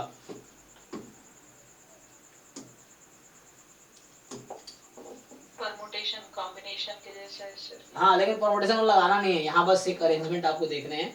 देखो क्या बोलना चाह रहा है कि S P Q R S T U W है ना, P Q R S T U V W कितने लोग हो गए, 3 3 4 8 लोग ना, 8 पोजिशन है टोटल। ओके तो 1 2 3 4 5 6 7 8 मान लीजिए इस तरह से है। अब आपको क्या बोल रहा है कि S is seated opposite to W, इसका क्या मतलब हुआ, जैसे सपोज अगर है ना, बताइए तो अपोजिट का मतलब क्या हुआ, ये सर्कुलर है ना, सर्कुलर टेबल। अपोज में बैठे हुए हो। तो जैसे एस यहाँ है तो यहाँ डब्ल्यू होगा, यही मतलब है ना, देख लो। हाँ सर। और U is seated at the second place to the right of R, तो U जो है सेकेंड प्लेस पे है to the right of R, तो R पता नहीं क्या है, ठीक है अभी। और T फोर्थ वन लेंगे ना sir, V is a neighbor of S, तो ठीक उससे है। मतलब थोड़ा और सो V is a neighbor of S, तो ये किसी एक साइड हो सकता है। तो मान लो V इधर है for example, T is seated at the third place to the left of R, R का पोजीशन बतानी है। U is seated at the second place, तो R के थर्ड एंड सेकेंड प्लेस पे ना, तो R के लेफ्ट में तीसरे प्लेस पे T है, तो चेक करो R के लेफ्ट में तीसरे प्लेस पे T है, तो R कहाँ हो सकता है, और R के राइट में दूसरे प्लेस पे U है। V की उस बाजू में ही अगर हम T को ले लेंगे ना, तो सर थर्ड प्लेस पे R आएगा W के नीचे। अच्छा यहाँ पे अगर यहाँ मैं R लेता हूँ तो क्या होगा, देखो जरा लिखा है कि R के लेफ्ट में तीसरा प्लेस पे T होगा, तो R के लेफ्ट में ये T तो यहाँ आना चाहिए फिर तो ऐसा नहीं हो सकता। ऊपर V के बाजू में T सर। लेफ्ट किधर है, R आ जाएगा सर, R V के बाजू में R अगर ले लेंगे ना तो थर्ड प्लेस पे T हो जाएगा। अच्छा आप ये कहना चाह रहे हो कि मैं यहाँ पे R लूँ, दिस इज R, तो ठीक है। तो इसका थर्ड प्लेस T, देखिए अब ये कह रहा है कि R के जो थर्ड प्लेस लेफ्ट में है, 1 2 यहाँ T आ जाएगा। अच्छा, और R के राइट में दूसरा प्लेस पे U आएगा, तो यहाँ तो नहीं आएगा, चेक करो आप गलत बता रहे हो, मतलब R के राइट में तो ये रहेगा फिर, सॉरी अच्छा सॉरी R वहां बैठा है ना, एक मिनट तब भी नहीं बैठेगा। R इधर है तो इधर आएगा, इस तरह मुंह करके बैठा हुआ है, इसका राइट इधर है, राइट, तो ये भी नहीं होगा। सोचो कौन सा प्लेस हो सकता है। अगर V को चेंज कर दें, S के नीचे V ले लेंगे, हाँ। R फिक्स करके फिर ऊपर W के ऊपर ही T आएगा। पहले आप लोग सोच लो फिर मैं बताता हूँ। हाँ सर बोलो। एस के ऊपर वी लीजिए, हाँ फिर एस के नीचे आर लीजिए, ठीक है, फिर वी के ऊपर टी, तो यहाँ से थर्ड लेफ्ट में टी टी और टी के ऑपोजिट, अच्छा ये यू हो जाएगा, ठीक है कोई बात नहीं। हाँ, इसके राइट में अरेंजमेंट कुछ भी कर सकते हैं। ठीक है, अब हो गया।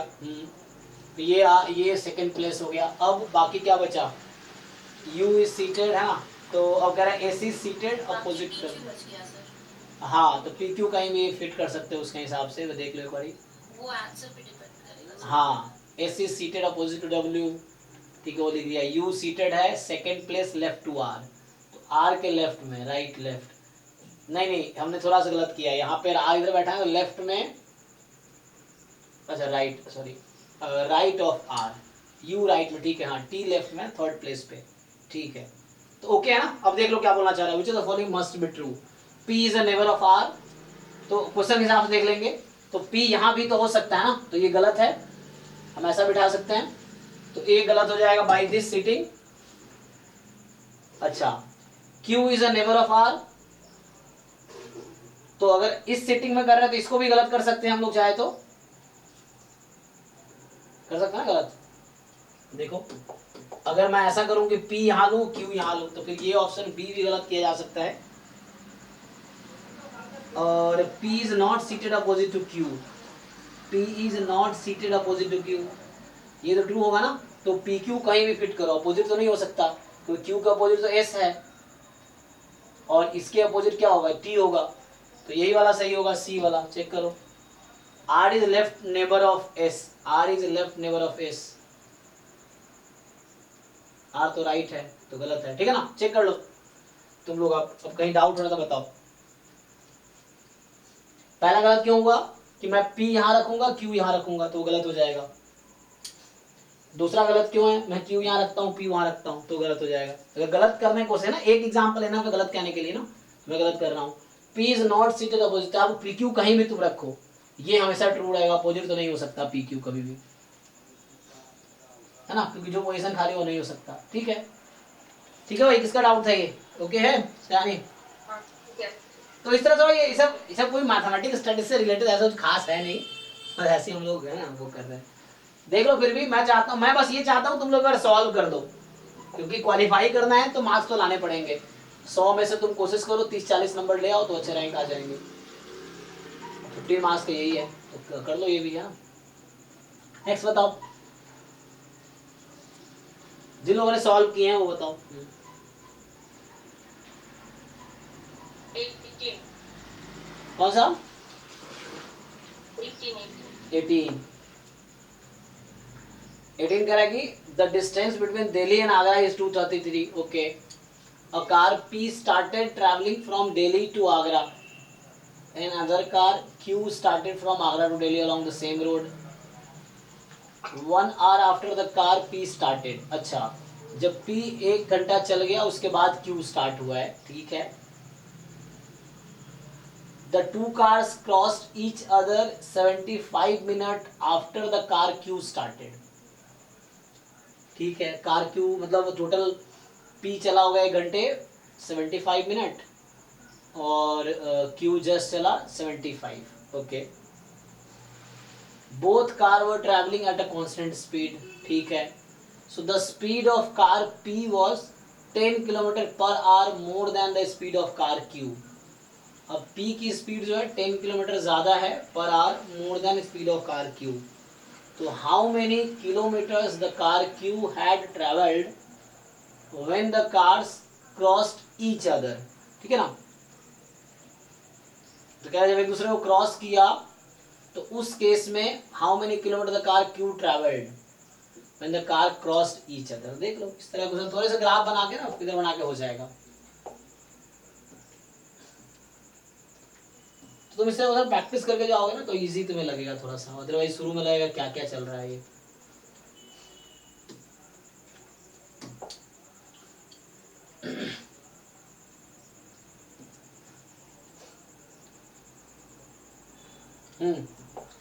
देखो जी, तो the distance between Delhi and Agra, चलो ये दिल्ली है ये आगरा है। अब इसके बीच का टोटल डिस्टेंस कितना है, 233 किलोमीटर है। 230, तुम लोग भी सॉल्व करो अपने नोटबुक में करके देखो, इस माने समझो प्रैक्टिस हो रही है, ये है कि प्रैक्टिस आप कर रहे हो। सो ये टोटल 233 किलोमीटर है। अब car P started travelling from Delhi to Agra. ठीक है, तो यहाँ से P कार यहाँ से स्टार्ट हुआ, Q कार यहाँ से स्टार्ट हुआ, लेकिन P 1 घंटे चल चुका है। ठीक है ना,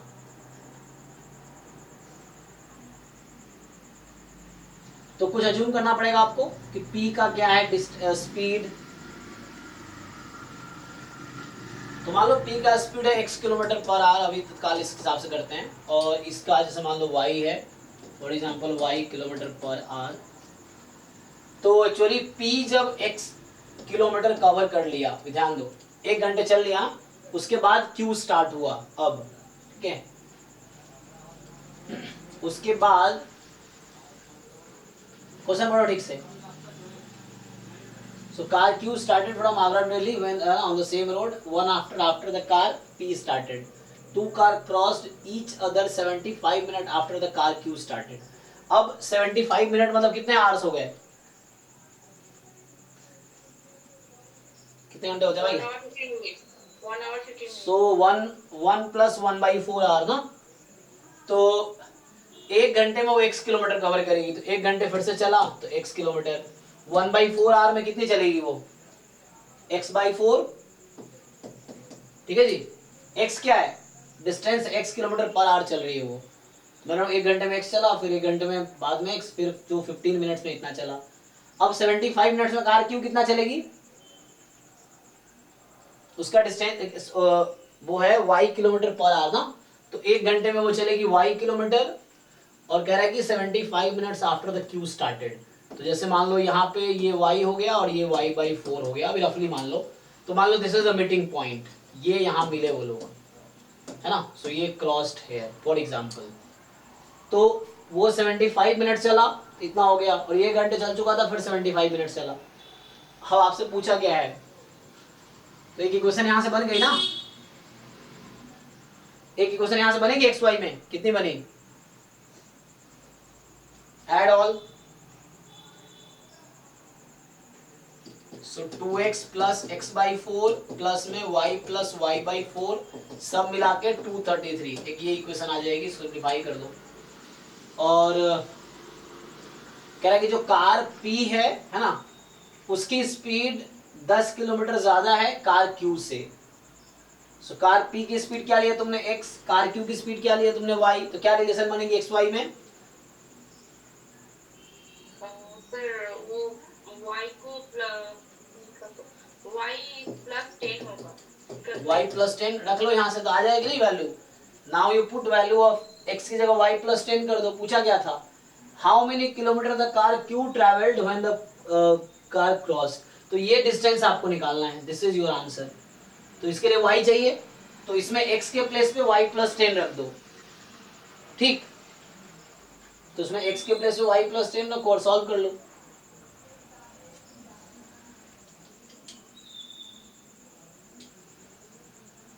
हो जाएगा, सॉल्व करके बताओ क्या आएगा। तो ये तुम्हारा जैसे 9/4x, तो x को रख दो तुम y प्लस 10, एंड प्लस में यहाँ तुम ले लोगे 5/4y, दिस इज 233। यहाँ से y निकालो, y सॉल्व कर लो, और y आ गया, तो y प्लस y/4 तुम्हारा आंसर है।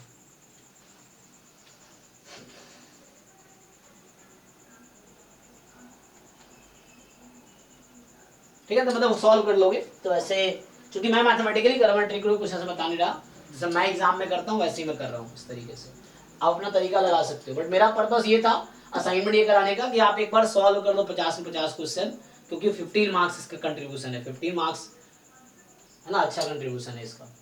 तो एक बार सॉल्व कर दो ताकि आपको दिख जाए, ठीक है ना। 19 क्या y कितना आया? आ गया, मतलब सॉल्व कर लिया ना, कर लोगे ना ये। तो यहाँ से y निकालो, हाँ हो जाए, तो इसको आप सॉल्व कर लोगे। नेक्स्ट क्या है कि है ना, कुछ लोग क्या होता है, ईगो होता है कि स्टैट्स पढ़ के ही मार्क्स लाएंगे, लेकिन फिर वो लोग क्वालिफाई नहीं कर पाते, क्योंकि आपको 100 में से मार्क्स लाने। नेक्स्ट बताइए। 19, चलिए, तो 19 क्या कह रहा है आपका? एक मैट्रिक्स M है, MIJ, जहाँ J की वैल्यू 1 2 3 4 है। The diagonal element are all 0, सारे डायगोनल एलिमेंट 0 हैं, ओके। और मतलब ये 4x4 की मैट्रिक्स है ना, और diagonal element are all 0। MIJ बराबर माइनस MJI, इसका मतलब क्या करना चाह रहा है? सिमेट्रिक भी है सर ये। स्क्यू सिमेट्रिक है। अच्छा एक मिनट, तो कहना क्या चाह रहा है कि एक मैट्रिक्स है, diagonal elements are all 0, MIJ बराबर माइनस MJI, लेकिन किसके लिए? डिफरेंट आई के लिए, इक्वल के लिए भी चलेगा, ओके ठीक है। तो स्क्यू सिमेट्रिक है, हाँ कोई बात नहीं। तो डायगोनल 0 है, मतलब स्क्यू सिमेट्रिक मैट्रिक्स है, ठीक है। Minimum number of element required to fully specify the matrix. अब देख लो, जैसे ये तो वो क्वेश्चन हो गया, जैसे ये तो चलो यहाँ पे एप्टीट्यूड में है, ये वो क्वेश्चन आता है ना dimension of the vector space, उसमें भी यही लॉजिक लगाते हैं जो यहाँ पे करेंगे वही है सर ये। कि आप डायमेंशन कैसे निकालोगे। तो ये तो चलो एप्टीट्यूड का है, तो ये तो सबके लिए रहा होगा। बट हम लोग जो है ना लॉजिकली जो पढ़ते हैं वहां पे कि डायमेंशन निकालो उस वेक्टर स्पेस का, तो हो जाएगा उससे। देखिए ठीक है, मेरा पर्पस ये है कि आज और कल में आप लोग एप्टीट्यूड के जितने भी जैम गेट 2019 से 23 तक के क्वेश्चन हैं, 50 क्वेश्चन है हर साल, 10 क्वेश्चन आप जरूर सॉल्व करो। उससे आपको आइडिया मिलेगा एप्टीट्यूड कैसा आता है, और इनफैक्ट आपको फील होगा कि आप इनमें से इजीली इस 10 क्वेश्चन में इजीली 7, 8, 9 क्वेश्चन करेक्ट कर सकते हो, और इसमें इजीली 10, 12 नंबर ले आओगे तो इजी हो जाएगा क्वालिफाई करना, अच्छा रैंक लाना।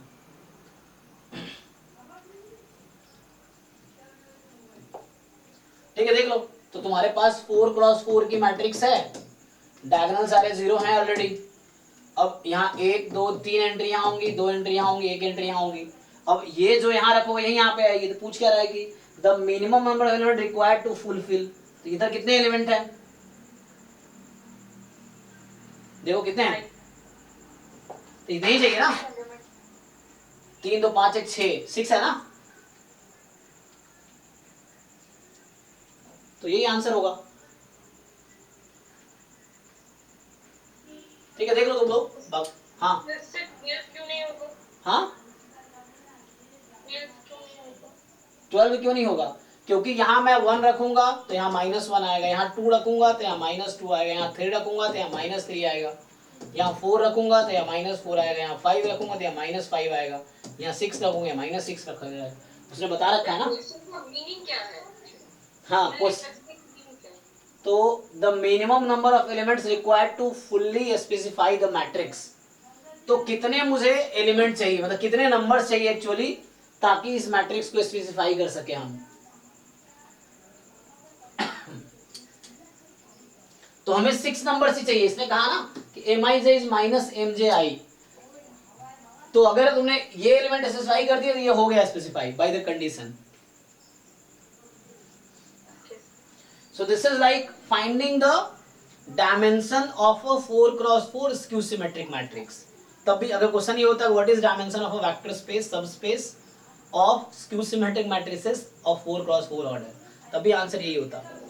बट सर IMJ को 1, 2, 3, 4 ही लेने के लिए बोल रहे हैं ना, तो वहाँ पर रिपीट हो जाएंगे फिर एलिमेंट्स। कहाँ पर रिपीट हो जाएंगे?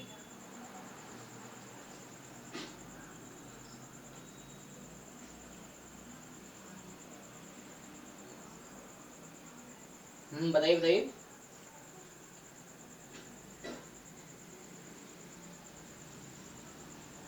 वो क्या स्क्यू सिमेट्रिक मैट्रिक्स क्या कंडीशन होती है, मतलब 12 एलिमेंट्स टोटल कितने जरूरत पड़ेंगे यहाँ पे, तो जैसे उसने कहने की कोशिश की उसका मतलब ठीक है। एक आपने चेक कर लो आंसर क्या दिया, आंसर यही दिया होगा, क्या आंसर दे रखा है आंसर की में, चेक कर लो एक बार।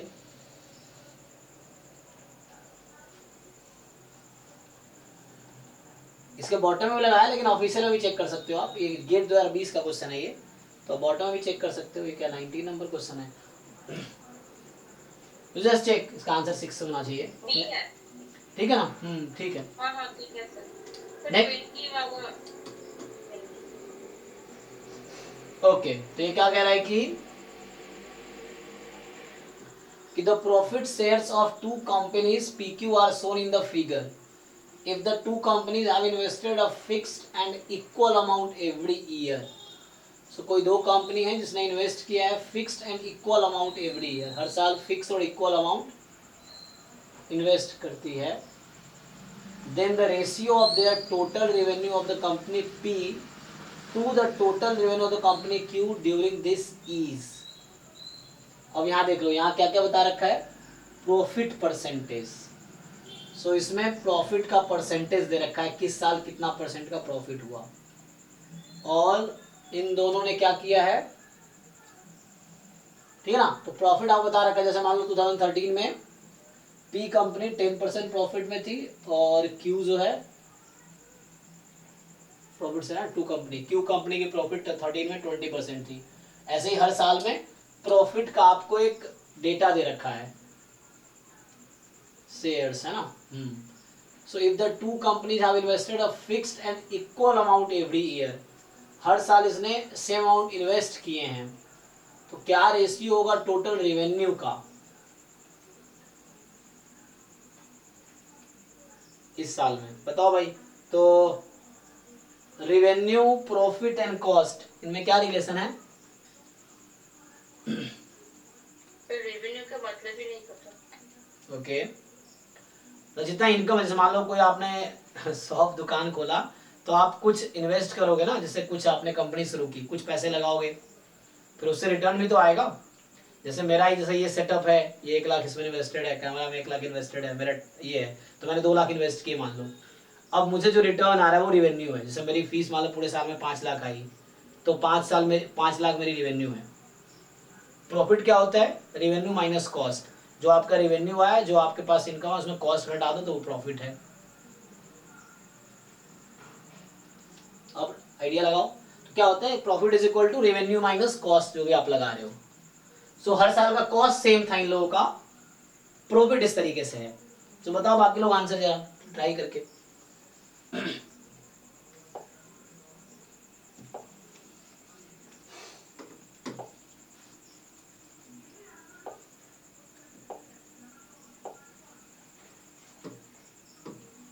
तो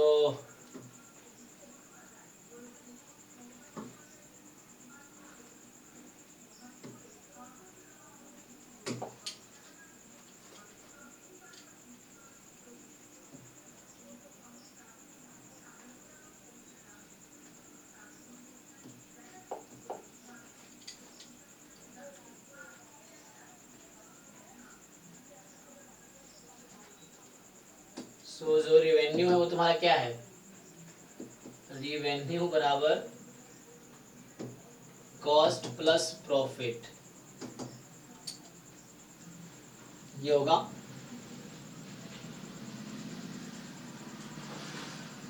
मतलब प्रॉफिट और रेवेन्यू माइनस कॉस्ट, ठीक है ना। तो हर साल उसने सेम अमाउंट इन्वेस्ट किए ना, इन्वेस्टर मतलब जितना उसने लगाए हर साल सेम है।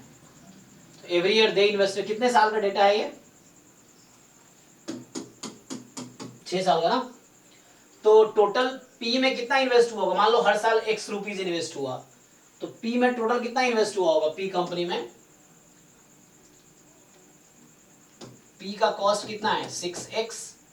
क्यू का टोटल कॉस्ट कितना लगा होगा? 6y। चेक कर लो। और प्रॉफिट तुम्हें दे रखा है, उसका कॉस्ट का प्रॉफिट है, तो मान लो x ही है ना, तो यहाँ पे कितना होगा? ये देखो यहाँ पे पहले साल में कितना प्रॉफिट है? 10x, वहां पे उसका 20y, मतलब परसेंट है ना, 10% ऑफ।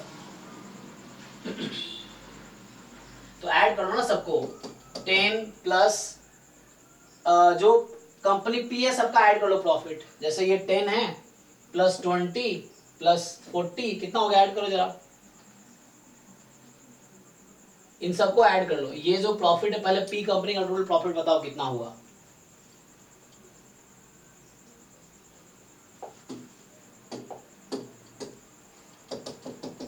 ऐड करो भाई, कोई ऐड करके बताओ। 230 टोटल। हाँ, प्रॉफिट, हाँ कंपनी पी का। हाँ 230 होगा पक्का। 10 प्लस 20 कितना? 200 ना। सो 200 ऑफ x, क्योंकि देखो यहाँ क्या होगा?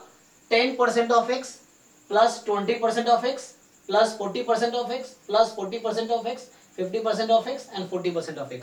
तो टोटल मिला के इसका टोटल प्रॉफिट है 200 of x, percent of x। मतलब ये है, अभी समझ लो, हर साल परसेंटेज ऐड हुआ, तो मतलब टोटल, अच्छा सॉरी ऐड होगा ना, हाँ ठीक है, बाद में तो वही आ जाएगा ना ऐड होके। हर साल का तुम्हें x इन्वेस्ट हुआ, टोटल कितना हो गया? ये कितना? ये इक्वल टू व्हाट? 2x। समझ क्या गया? 10% of x plus 20% of x plus 40% of x plus 40% of x, इस तरीके से ऐड कर रहे हैं। तो x तो कॉमन आ जाएगा ना, तो वो ऐड हो जाएंगे, तो 2x आ गया, ये प्रॉफिट है। फिर प्रॉफिट p का, p की प्रॉफिट है। q का प्रॉफिट कितना होगा? 250 है ना। वो जिनको आता है वो अपना घर पे कर लेना, जिनको नहीं आता वो सीख सकते हो आप चाहो तो ये चीजें, बट ये करना जरूरी है। 15 मार्क्स का है, रैंक इसी से आएगा, मतलब इंप्रूव होगा रैंक, ये चीजें।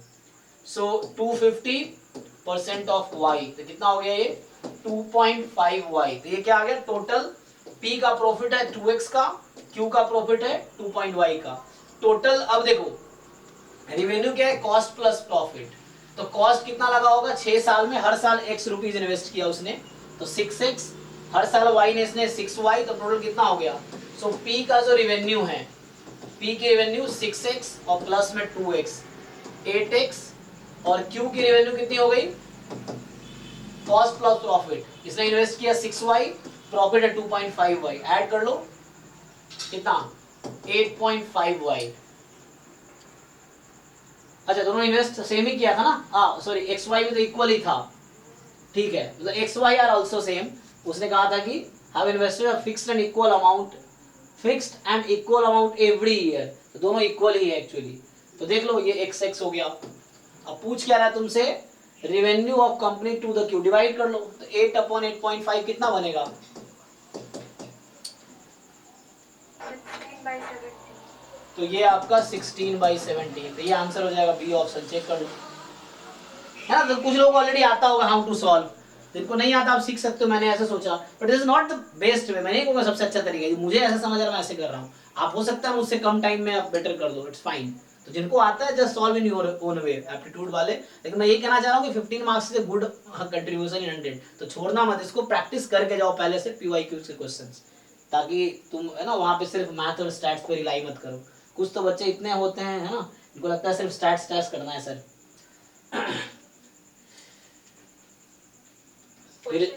फिर क्वालिफाई नहीं होता उनका एग्जाम सिर्फ स्टैट्स सर्च करने के चक्कर में। सेम चीज नेट में भी है कि कोई बच्चा इतना तोप है कि सिर्फ स्टैट से क्वेश्चन करेगा नेट में, तो उनका कभी क्वालिफाई नहीं हो सकता नेट। क्योंकि तुम्हें बाकी भी देखना है कि बाकी मार्क्स है, मैं समझाऊँ मुझे कट ऑफ पार करना है, एंड कट ऑफ के बाद जितना अच्छा नंबर लाओगे उतने रैंक आएंगे। कितने हो गए, हाँ कौन सा नेक्स्ट, 23। तो जिन लोगों ने सॉल्व कर लिया फाइन, नहीं सॉल्व किया सॉल्व करो। तो 3 क्या कह रहा है कि 23 में the list number of squares that must be added so that the line PQ becomes the line of symmetry। देख लो PQ becomes the line of symmetry, the list number of square that must be added, ताकि symmetric हो जाए। तो देख लो ना symmetric के लिए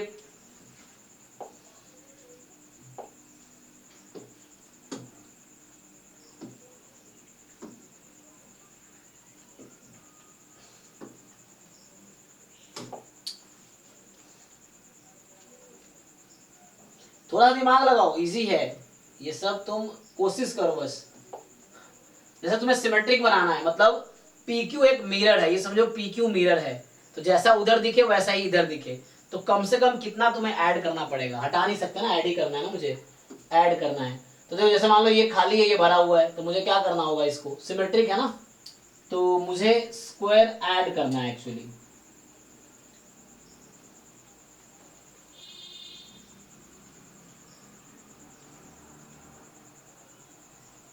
this become line of symmetry. सोचो भाई तुम लोग बताओ पहले।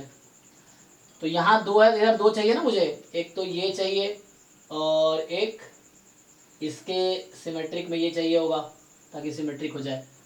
तो एक हमने ये ऐड किया, एक ये ऐड करेंगे। अब इधर कितना चाहिए मुझे, तो एक तो तुम्हें यहाँ ऐड करना पड़ेगा ताकि इसको बैलेंस करे, इसके बराबर आ जाए, और इसके बराबर में तुम्हें यहाँ पे चाहिए, नहीं इसके बराबर नहीं चाहिए, यहाँ पे चाहिए, ये चाहिए और ये चाहिए और ये चाहिए। चेक कर लो कितने ऐड किए मैंने, अब सिमेट्रिक है ना, 1 2 3 4, क्योंकि इसके बदले ये चाहिए, इसके बदले यहाँ पे चाहिए तुम्हें, इसके बदले यहाँ चाहिए, इसके बदले यहाँ चाहिए, सिमेट्रिक होना चाहिए ना, 1 2 3 4, फिर इसके बदले यहाँ चाहिए, इसके बदले यहाँ चाहिए, 4 2 6 चाहिए, तो 6 लिए, देख लो एक बार। तो 6 यू हैव टू ऐड, तुम्हें क्या करना था, सिमेट्रिक बनाना था, ठीक है ना। मैं बोल रहा हूँ कि इसको बैलेंस करने के लिए you have to add here, इसको बैलेंस, ये सिमेट्रिक होनी चाहिए, तो यहाँ ऐड किया तो ये सिमेट्रिक हो गई, यहाँ ऐड किया तो ये सिमेट्रिक हो गई, और यहाँ ऐड करेंगे ये हो गई सी। तो जितने मैंने ऐड किए वो आपको काउंट करने थे। अब सिमेट्रिक है ना, अब देखो ये बीच की जो लाइन है अब सिमेट्रिक है, सिमेट्रिक मतलब राइट साइड में जैसा वैसे लेफ्ट साइड में दिखना चाहिए सेम।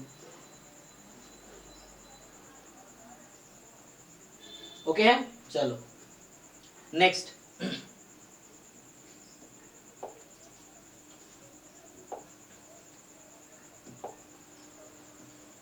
बताओ, और ट्राई किया आगे? मुश्किल नहीं, वह ट्राई करके आओ। मुझे लगता है सब लोगों ने ट्राई नहीं किया है, तो आप कल तक का टाइम लो, 50 क्वेश्चन को फिनिश करो। एक बार बैठो 2-3 घंटे में कर लोगे सारा, और 28 कुछ सोचोगे तो हो जाएगा।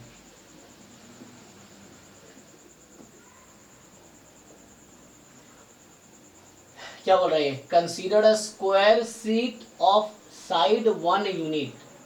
इन the first step it is cut along the main diagonal to get 2 triangles. अच्छा, एक स्क्वायर शीट लिया तुमने जिसका साइड 1 यूनिट है। In the first step it is cut along the main diagonal के अलोंग कट किया टू गेट द 2 ट्राइंगल, ठीक है। In the next step one of the cut triangle is revolved about its short edge, okay, to form a solid cone, ठीक है। The volume of the resulting cone, तो ये सब 9th-10th में इस तरह क्वेश्चन है ना, बच्चों को दिया जाता था मेंसुरेशन में।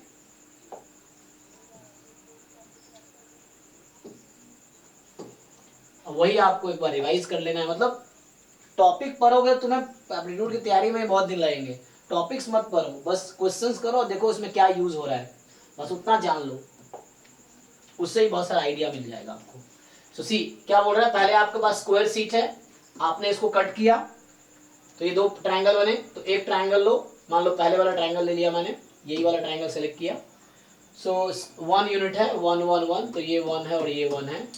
तो square sheet 1 unit, the first step cut along the main diagonal, काट दिया हमने 2 triangle. In the next step one of the cut triangle is revolved about the, एक ट्राइंगल मैंने ये वाला मान ले लिया, शॉर्ट एज, इसको घुमाओ शॉर्ट एज के अराउंड, तो ये शॉर्ट एज के अराउंड रिवॉल्व करो। आपको समझ आ रहा होगा क्या बनेगा, तो ये इधर जाएगी और ये इधर जाएगी, जब घुमाओगे तो ये शेप बनेगी। ये कौन सा शेप बनेगी? ये what is the name of this shape?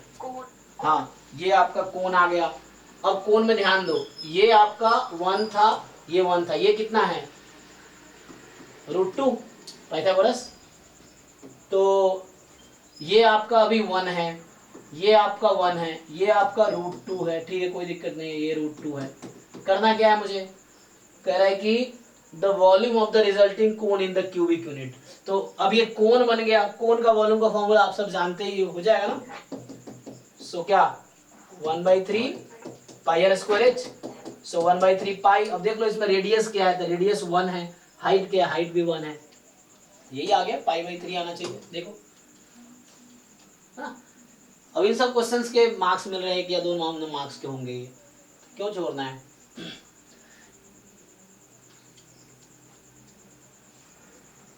ठीक है, देख लो, बताओ और ट्राई करके बताओ। हाँ, और डाउट है? बाकी लोगों ने कर लिए क्या? तुम लोग एक का ही डाउट। क्वेश्चन 33।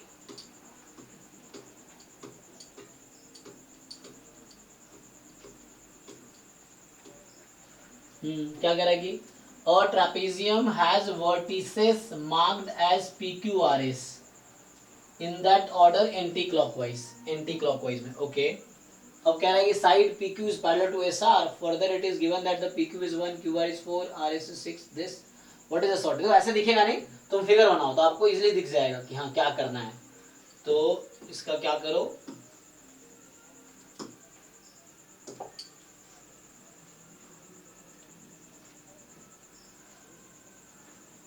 अब क्या करना है आपको कि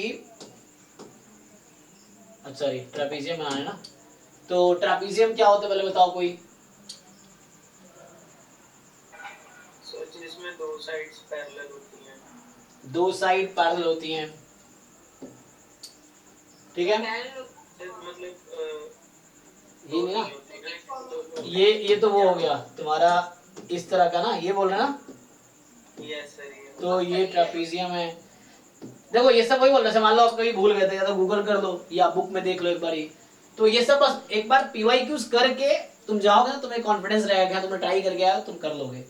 जैसे ये हो गया trapezium has a vertices marked as PQRS in the anticlockwise. तो एंटी क्लॉकवाइज PQ, अच्छा ये देखना पड़ेगा क्या क्या दे रखा है, उसके हिसाब से नाम देंगे। PQ is parallel to SR, तो PQ is parallel to SR, PQ RS ना, तो ऑर्डर में PQ RS, ऑर्डर में इसने बोला ना, in order anti clockwise, PQ is parallel to SR, ठीक है। It is given that the PQ is 11, so PQ 11, QR is 4, QR is 4, RS उल्टा बना दिया मैंने क्योंकि RS छोटा हो गया तो मुझे वैसे बनाना पड़ेगा, तो ये इसके हिसाब से है ना, उसके हिसाब से लेना पड़ेगा आपको कि देखना कैसा क्या दे रखा है। तो हमारे पास PQRS, अब चेक कर लो, तो ये अब 11 है और ये अब आपका 6 है और SP3 है, QR 4 है। तो what is the shortest distance between PQ and SR? बताओ भाई, ये डिस्टेंस पूछ रहा है, हाइट।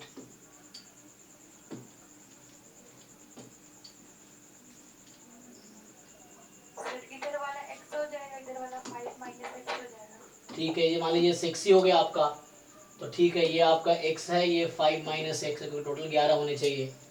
ठीक है, आपने टोटल 11 है ना ये, तो 6 इधर हो गया, x ये हो गया, 5 माइनस x हो गया।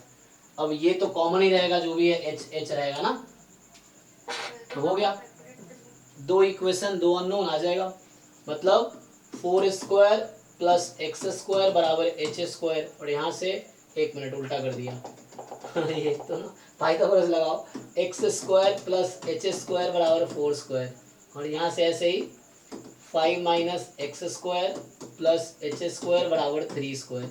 अब ये 2 इक्वेशंस है, 2 अननोन्स है, मुझे क्या चाहिए, h चाहिए, आ जाएगा, देख लो x की वैल्यू निकाल के पुट कर लो, इजी है, सब्ट्रैक्ट कर लो, उसको सब्ट्रैक्ट कर लोगे तो x आ जाएगी, x से फिर h आ जाएगी, तो यू सब्ट्रैक्ट दिस 2 इक्वेशंस, ठीक है। हाँ, कैसे ना ये आइडिया तो मिल रहा है कैसे सॉल्व करना है, तो इस तरीके से इसको सिंपलीफाई कर लो, हो जाएगा।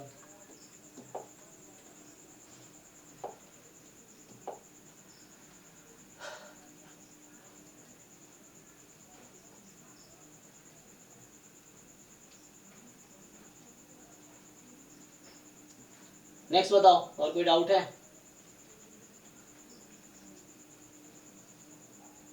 सर नेक्स्ट क्वेश्चन कौन सा? 24। तरुण तुमने सारे कर लिए क्या? हाँ सर। नहीं बाकी सर अभी तो नहीं हुए सारे। करो, कितना 50 क्वेश्चन में कितना टाइम लगता है? यस सर कर लेंगे। हाँ, मतलब एक दिन बैठो ऐसे वही कर लेंगे, वो दिन फिर बड़ा मुश्किल है, एक जितना निपटा सकते उतना निपटा उतना अच्छा है।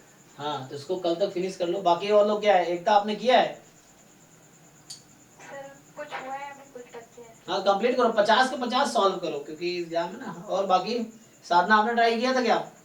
नहीं किया सर। हाँ, तो इसको ट्राई कीजिए, कल तक कंप्लीट कीजिए, क्योंकि वो फिर वही ना, बच्चे बाद का वेट करते हैं, फिर एग्जाम के 1 महीने पहले चाहते हैं सब कर ले, जब 1 साल पहले तैयारी शुरू कर रहे हैं, लेकिन करना 1 महीने पहले ये सब कुछ, तो क्या इतना जल्दी तैयारी करने का क्या फायदा है? एक बार किए तो बाद में रिवाइज कर सकते हो ना, रिवाइज तब करो जब एक बार कर चुके हो आप, अभी एक बार कर लोगे, जब बाद में एग्जाम टाइम में अगर रिवाइज करो तो लगेगा अच्छा तुम्हें सब आता है, तो थोड़ा कॉन्फिडेंस बढ़ेगा, वो चीजें। ठीक है, बताओ भाई। 34 35 ये नहीं हुआ। 34 35 नहीं हुआ। 34 क्या है कि a figure shows a grid formed by the collection of unit square, the unshaded unit square in the grid represents hole. ठीक है, तो अनशेडेड इज दिस, तो पूछ क्या रहा है, what is the maximum number of squares without a hole in the interior, okay, that can be formed within a 4x4 grid using the unit square as building blocks. Okay, देखो जरा समझो इसको, बस language समझना है और ये reasoning है कि आपको एक ग्रिड फॉर्म दे रखा है जिसमें यूनिट स्क्वायर है, मतलब ऐसे यूनिट स्क्वायर है, जैसे ना स्क्वायर 16 होते हैं लेकिन यहाँ एक मिसिंग है, तो अभी 15 यूनिट स्क्वायर है टोटल, जिसमें एक होल है यहाँ पे। तो what is the maximum number of squares without a hole in the interior that can be formed within the 4x4। हालांकि इसका ट्रिक्स भी होता है, काउंट करने का फॉर्मूला होता है directly, that can be formed within a 4x4 grid using a unit square। ठीक है ना, समझ आया क्वेश्चन? कहना क्या चाह रहा है कि आप कितने यूनिट स्क्वायर इसमें बना सकते हो, मतलब कितने स्क्वायर बनाए जा सकते हैं जिसमें होल ना आता हो। जैसे एग्जांपल के लिए मैं इसका अगर बताऊं तो ऐसे मुश्किल नहीं है, आसान सा ही ऐसे तो, लेकिन जब इस तरह क्वेश्चन प्रैक्टिस करके जाओ तो एग्जाम में फर्स्ट टाइम में कर पाओगे ना, ज्यादातर चांस रहता है गलत ही करोगे इनिशियली जब तक प्रैक्टिस करके नहीं जाओगे। तो तुम्हें स्क्वायर बनाने हैं इसमें, देखो अब स्क्वायर बनाने हैं तो कितने बना सकते हो स्क्वायर। जैसे स्क्वायर बनाने से एक तो ये हो गया तुम्हारा, मैं दूसरे कलर से देखता है ना, जैसे एक यहीं से स्टार्ट कर लो 1 2, ध्यान दो, फिर कितना, जैसे कितने इसमें 4 तो ऐसे ही है ना, ये 4 हो गए, ध्यान दो 1 2 3 4 छोटे छोटे, एक बड़ा हो गया 5, सेम 5 यहाँ आएगा 1 2 3 4 5, अभी तक कितने मिल गए टोटल 10। अच्छा ध्यान दो एक ये भी है 11, आया ना, समझ रहे ना, एक ये है 11, स्क्वायर ही बनाना है आपको। तो इसमें 5 थे, इसमें 5 थे और यहाँ है, ये काउंट हो चुका है सिंगल वाला, तो ये 11 हो गया। 11 के बाद 12 13 14 15 16 17 18 19 हो गया, और बनेगा, चेक करो जरा, हाँ सर 19 ही होगा। ठीक है ना। तो 5 5 और एक यहाँ 11 12 13 14 15 16 17 18, अरे कहाँ मिस हो गया 5 5 10 11, चेक कर लो। अच्छा एक ये था ना, एक ये भी था, तो टोटल हाँ 5 यहाँ है, मतलब 5 5 5 15 1 16 17 18 19, सो 19 टोटल बन रहे हैं।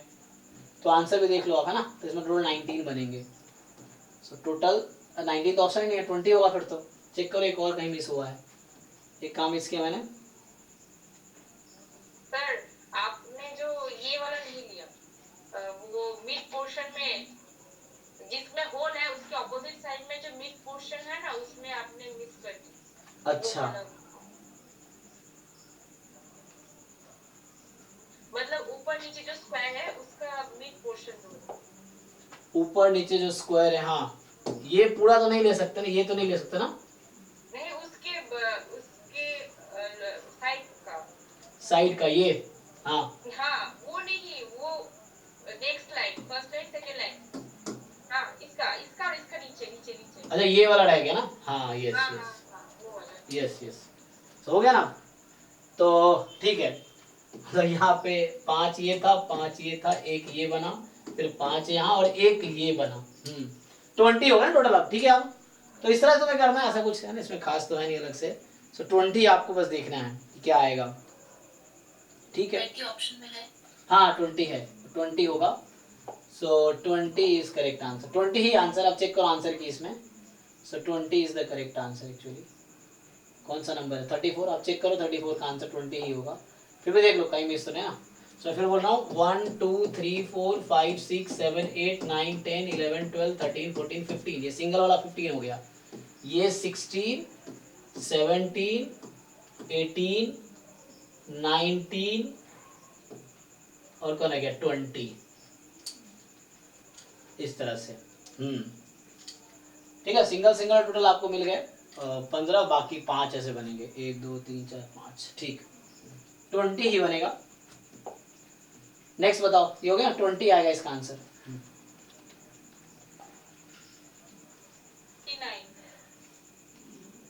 39 35 ये भी है। तो इसमें क्या कहना चाह रहा है, इतना स्टोरी टाइप का क्वेश्चन है ना। जब तुम्हें लगेगा शुरू में कि कितना मुश्किल है छोड़ देते, बट अगर पढ़ के देख लो, अगर लगे टाइम टेकिंग है छोड़ दो एग्जाम में, कोई प्रॉब्लम नहीं है कि आपको ज़्यादा टाइम नहीं देना है क्वेश्चन पे, बट इनिशियली 1-2 मिनट दो तुम और पढ़ के पूरा क्वेश्चन पढ़ो, 1-2 मिनट टाइम दो, नहीं हो रहा है स्किप करो उसको, ये है। बट कई बार क्वेश्चन तुम्हें दिख रहा है बहुत ज़्यादा है, लेकिन आसान हो सकता है। देखो जैसे यही क्वेश्चन है तो ऐसा लग रहा है कितना लेंथी क्वेश्चन होगा, पढ़ लेते हैं। तो an art gallery engages a security guard to ensure that the item displayed are protected. The diagram below represent the plan of gallery where the boundary walls are opaque. ये opaque है ना, and opaque क्या होता है, not transparent है ना। तो the location of the security guard posted is identified such that all the inner spaces shaded region in the plan of the gallery is within the line of the sight of the security guard. If the security guard does not move around the posted location, and has a 360-degree views. So which one of correct represent the set of all possible locations among the locations PQRS where the security guard can be posted to watch over the entire inner space. समझ आया आप लोगों को कि security guard को कहाँ बिठाया जाए ताकि वहां से वो मूव नहीं करेगा, बस वो मतलब वॉक नहीं करेगा, जस्ट वहां से चारों तरफ देख के वो पूरा रीजन कवर कर सके. क्या लगता है, जैसे अगर पी पोजीशन पे खड़ा है तो यहाँ से आर दिखेगा क्या, उसको नहीं दिखेगा ना. आर पे खड़ा है तो पी नहीं दिखेगा, ये रीजन नहीं दिखेगा. बट अगर क्यू पोजीशन पे खड़ा है तो क्या वो पूरा रीजन देख सकता है कि नहीं. It's fine.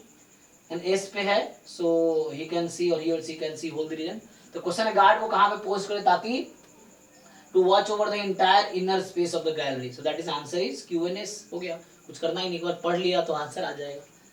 तो ना कई बार क्वेश्चन लेंदी लगता आसान है ना इसमें, तो कहाँ सिक्योरिटी गार्ड को पोस्ट किया जाए ताकि वो इजीली पूरा रीजन कवर करे. तो answer is Q and S. तो इसका आंसर होगा Q and S, C option. देख लो सर देख के ऐसा लग रहा था कि क्वेश्चन नहीं होगा. हाँ वही ना, वही मैं भी कह रहा हूँ. कई बार एग्जाम में ऐसा लगता है इतना लंबा छोड़ो क्या पढ़े, लेकिन एक बार तुम पढ़ लो तो कितना आसान सा हो. जो लैंग्वेज समझ लिया तो बस ये था गार्ड को कहाँ बिठाना ताकि पूरा रीजन उसको 360 व्यू से दिख जाए.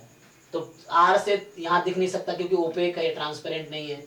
तो वैसे देख के शुरू में मुझे भी लगा कि यार इतना क्या पढ़ना, छोड़ो, तो लगा पढ़ के देख लेते हैं. तो इस तरह से है. तो एग्जाम में वैसे ही एक बार रीड कर लो, कई बार क्वेश्चन आसान रहते हैं वैसे स्किप कर देते हैं, बस ऐसे ही आसान था. तो कहाँ गार्ड की पोजीशन क्यू एंड एस हो सकती है जहाँ से 360 व्यू है. That is the answer. फिर ये सर खाली क्यू भी तो हो सकता है इसमें. नहीं क्यू एक, बट क्वेश्चन है कि सिर्फ पूछा गया है कि set of all possible locations. Q is also fine answer, P is also answer. So P and Q are, sorry P not, Q and S are answer.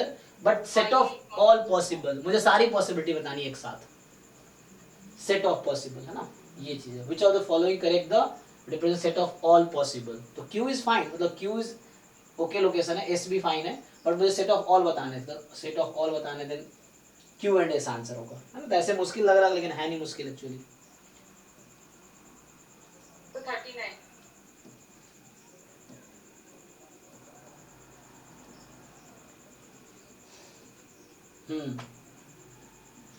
अब ये कह रहा है कि in a class of 5 student PQRST only 1 student is knowns to have copied in the exam. In a class of 5 student, 5 लोगों की class है PQRST, ठीक है ना. Only 1 student is known to have copied in exam. इनमें से 5 में सिर्फ एक स्टूडेंट ने कॉपी किया है. Only 1 student is known to have copied, मतलब एक स्टूडेंट को पता है. Only 1 student is known to have copied in the exam, मतलब किसी एक ने कॉपी किया, वही मतलब है ना.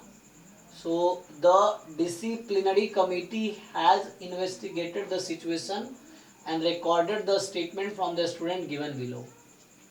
मतलब किसी एक ने चीटिंग किया है इनमें से, अब उन्होंने इन स्टूडेंट्स का क्या किया, स्टेटमेंट लिया और वो ऐसा दिया हुआ है. ठीक है. P कह रहा है कि R ने कॉपी किया है. अच्छा. Q कह रहा है कि S ने कॉपी किया है. Okay. P did not copy in exam. R कह रहा है कि P ने कॉपी नहीं किया है. एंड S कह रहा है कि only one of us is telling the truth. S क्या कह रहा है कि only one of us is telling the truth. और T कह रहा है कि R is telling the truth. तो R अगर truth कह रहा है तो R क्या था, P did not copy in exam but only one is lying. अगर R सही समझ लो ये गलत हो जाएगा, तो इसका मतलब R is फुलिंग, मतलब इनमें से इसने कहा only 1 of us is telling the truth. अच्छा ठीक है, देखो जरा. The investigating team had authentic information that S never lies. अब टीम के पास ये इंफॉर्मेशन है कि एस झूठ कभी नहीं बोलता है. तो मतलब एस सच बोल रहा है. एस क्या बोल रहा है कि एस सच बोल रहा है ना, और वो क्या बोल रहा है कि only 1 of us telling the truth. और वो खुद ही है, वो आदमी, वो तो खुद ही है ना. तो चेक करो, only 1 of us telling the truth, और टीम कह रही है, और इसको ये पता है कि ये थोड़ा सा है ना, वैसे हो गया क्वेश्चन थोड़ा सा लॉजिकली। तो एस नेवर लाइज, तो एस सही बोल रहा है ना, तो only one of us is telling the truth and that is S only. फिर तो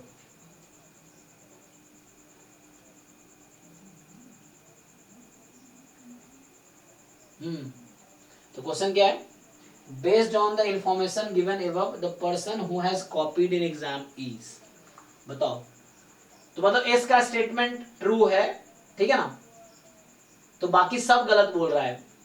एस का आंसर होगा, तो एस का स्टेटमेंट ट्रू है, बाकी सब गलत बोल रहा है, मतलब P Q R S T, P Q R N T सब झूठ बोल रहा है। तो R is telling the truth, तो मतलब R is telling false, R false बोल रहा है, मतलब पी कॉपी किया एग्जाम में, पी ने कॉपी किया एग्जाम में।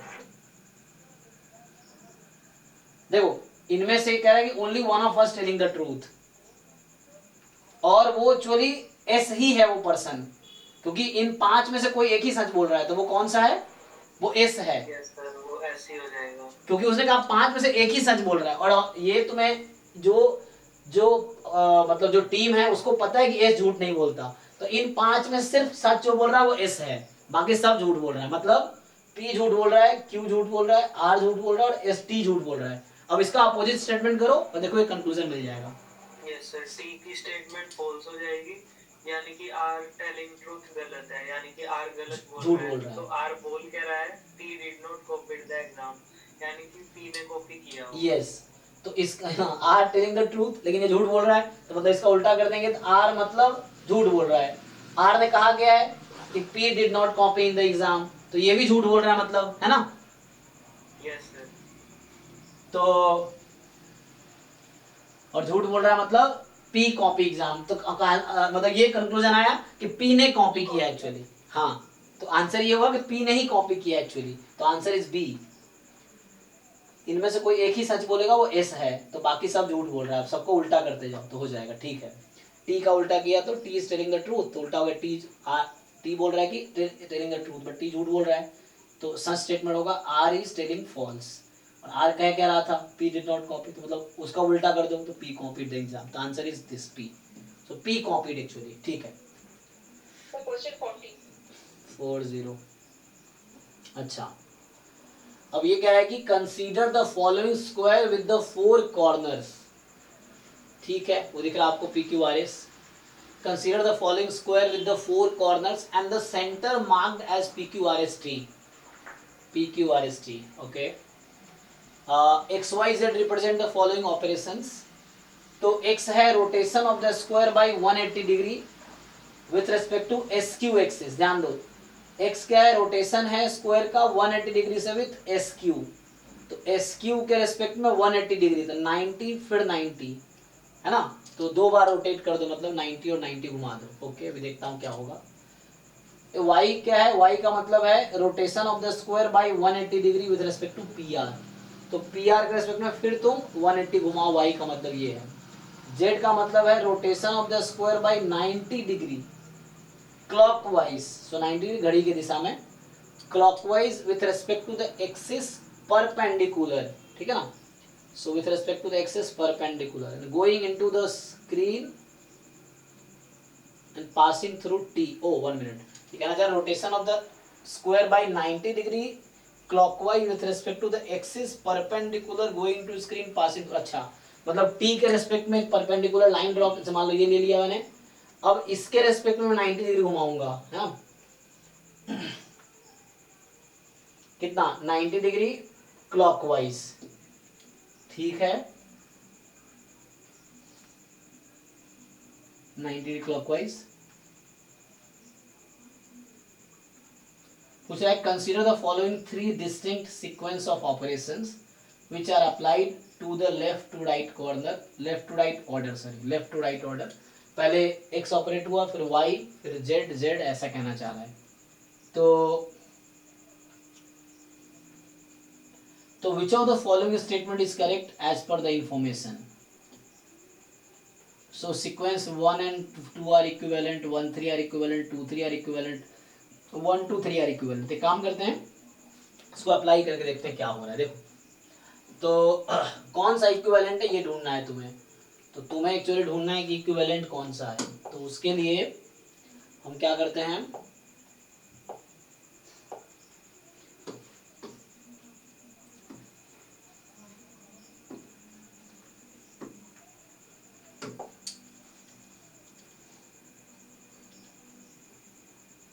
देखो तो ऐसे तो मुश्किल नहीं है, इसमें क्या करना है आपको कि जैसे यही है, मतलब मेरा अभी क्या है यहाँ पे एस आर है ना, पी क्यू आर एस और बीच में है टी। मैं कौन सा अप्लाई करूँ, चलो पहले देख लेते हैं। तो ये जैसे एक्स वाई जेड जेड है, ध्यान दो, तो इसमें मैं एक्स ऑपरेट कर रहा हूँ। तो एक्स ऑपरेट क्या कर रहा था, X rotation of square by 180 degree with respect to the S Q. तो एस क्यू के रेस्पेक्ट में 180 से रोटेट कर रहे हो तुम, तो ध्यान दो 180 से रोटेट करो। क्या करना है, मतलब कैसा, जैसे मान लो फॉर एग्जांपल ये एक्स क्यू है, उसके रेस्पेक्ट, जैसे मैं एग्जांपल दे रहा हूँ बुक से, है ना, जैसे ये बुक है, अब तुम क्या कॉर्नर के रेस्पेक्ट में 180, ये मान लो बीच का कॉर्नर है ना, तो 180 रोटेट मतलब क्या, ये हुआ ना ऐसा। तो यहाँ तुम क्या करोगे, ये एस क्यू है तो 180 से, तो ये इधर आ जाएगा, ये उधर चला जाएगा, समझ रहे हो तुम लोग। तो इसको फिक्स करके 180 से रोटेट किया तुमने, तो मतलब यहाँ होगा कि आर उधर, पी इधर, पी इधर आ गया एंड पी इधर आ गया और आर इधर आ गया, टी यही रहेगा। समझ आया क्या तुम लोगों को, क्या किया इसने कि कॉर्नर के रिस्पेक्ट में 180 से रोटेट किया, तो ऐसा, ठीक है, वो फिक्स करके ना, ये फिक्स है, एस क्यू फिक्स है और इसको रोटेट कर दिया, एस क्यू को फिक्स करके इसको रोटेट कर दिया। तो इस तरीके से है तुम्हारे पास, ये एस क्यू ही रहेगा। अब इस पे ऑपरेट करो तुम, और क्या है, वाई ऑपरेट करो, चलो एक्स वाई। अब इस पे तुम वाई ऑपरेट कर दो, तो वाई का मतलब क्या था कि rotate the square by 180 degree with respect to P R.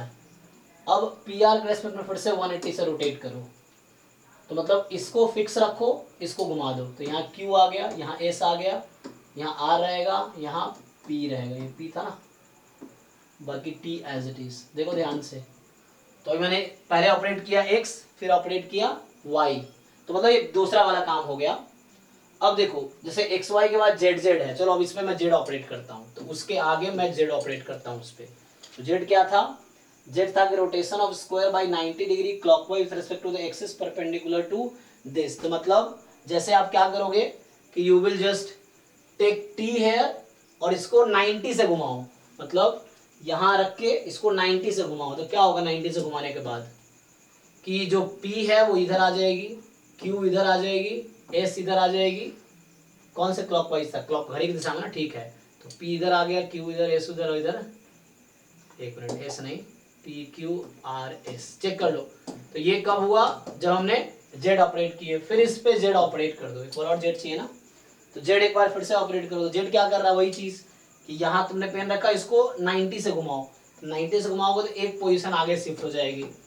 तो 90 से घुमाने का मतलब है कि R यहाँ आएगा, S यहाँ आएगा, मतलब है ना, यहाँ लिख दो, फिर वापस P इधर और Q इधर, 90 डिग्री से रोटेट करो, 90, तो इधर,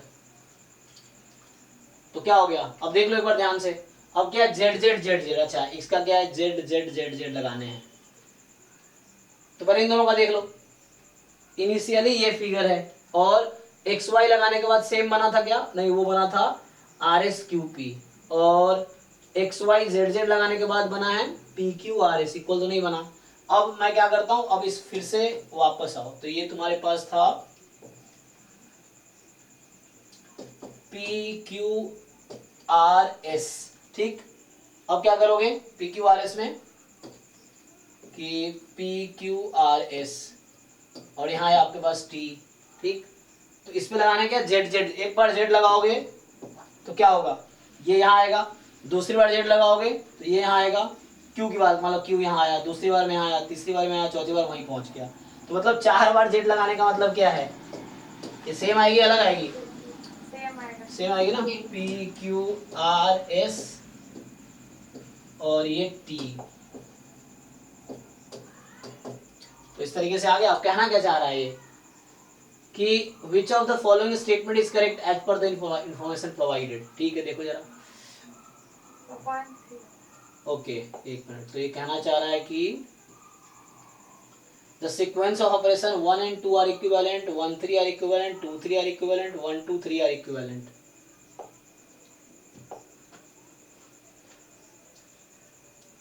अच्छा पी क्यू आर एस, तो मतलब एक्स वाई जेड जेड लगाने के बाद जो आंसर आया है वही answer Z Z Z Z लगाने के बाद आया है। तो मतलब ये वाला और ये लगाने के बाद सेम ही आंसर आया है, तो मतलब 1 3 इक्विवेलेंट है, ठीक है ना। Output at the end 4 bar Z लगाओ तो यही बनेगा, और हमने एक्स वाई जेड जेड लगाया तभी वही बना, आउटपुट सेम है। तो मतलब operation X Y Z Z और Z Z Z Z equivalent है, ठीक है।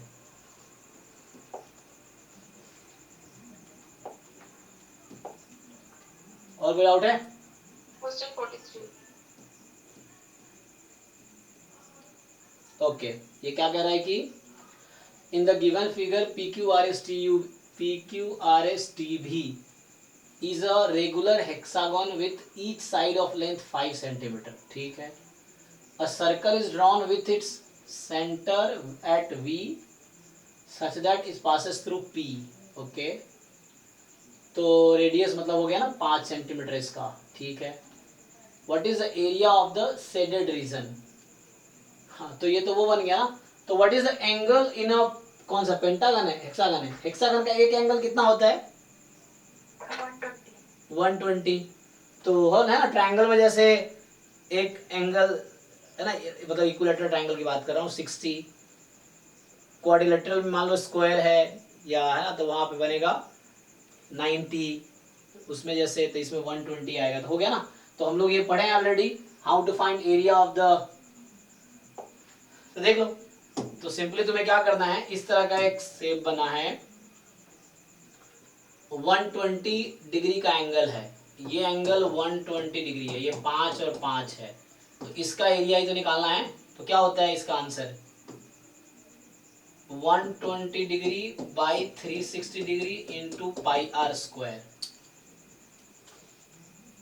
क्योंकि टोटल तो 360 है तब एरिया पाई आर स्क्वायर होता है। तो 120 पे कितना बनेगा, तो 120 बाई 360 हो तो क्या, चेक कर लो, 1236, तो ये पाई बाई 3 और आर तुम्हारा 5 है, तो 5 है तो है ना 25 पाई बाई 3, चेक करो समझ आया कि नहीं, देखो बताओ कोई डाउट है तो। 25 पाई बाई 3 इसका आंसर आएगा। This angle is, interior angle formula क्या होता है 2 into n minus 1 into 90 degree, ऐसा कुछ फॉर्मूला था ना, टोटल आंसर था ये, अपॉन में n कर दोगे तो ईच इंटीरियर एंगल आ जाएगा। तो ईच इंटीरियर एंगल का जो फॉर्मूला होता है 2 इंटू n माइनस 2 ऐसा होता था। तो अगर 3 रखूंगा तो क्या आएगा, अगर 3 रखूंगा तो आंसर आएगा यहाँ पे, ठीक है जी।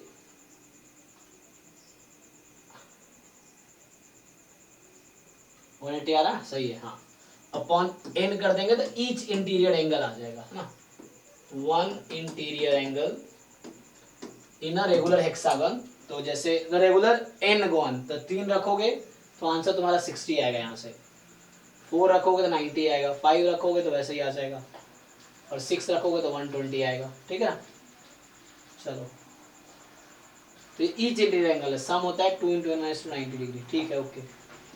नेक्स्ट बताओ, हो गया खत्म। एक बार अच्छे से सॉल्व करके आओ, ठीक है, कल करते हैं बाकी डाउट, तो टाइम भी हो गया है। तो एक बार सब लोग, और एक है, और एक लास्ट, कौन सा है, लास्ट 2 है, बोलो कौन, नीचे नीचे नीचे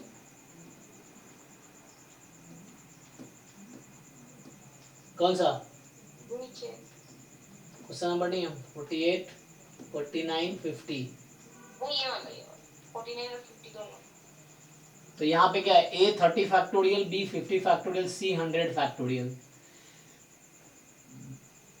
consider the 4 numbers log c base a, log a base b, log a base b, log c base है ना। Which of the following inequality is correct? तो इसको डिवाइड कर दो, सेम बेस पे ले आओ सबको,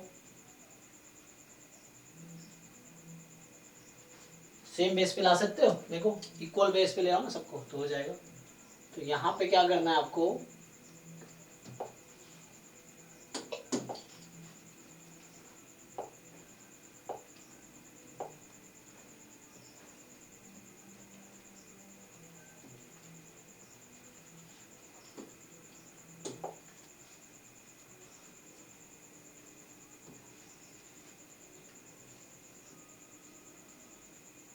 बताओ भाई बाकी लोग।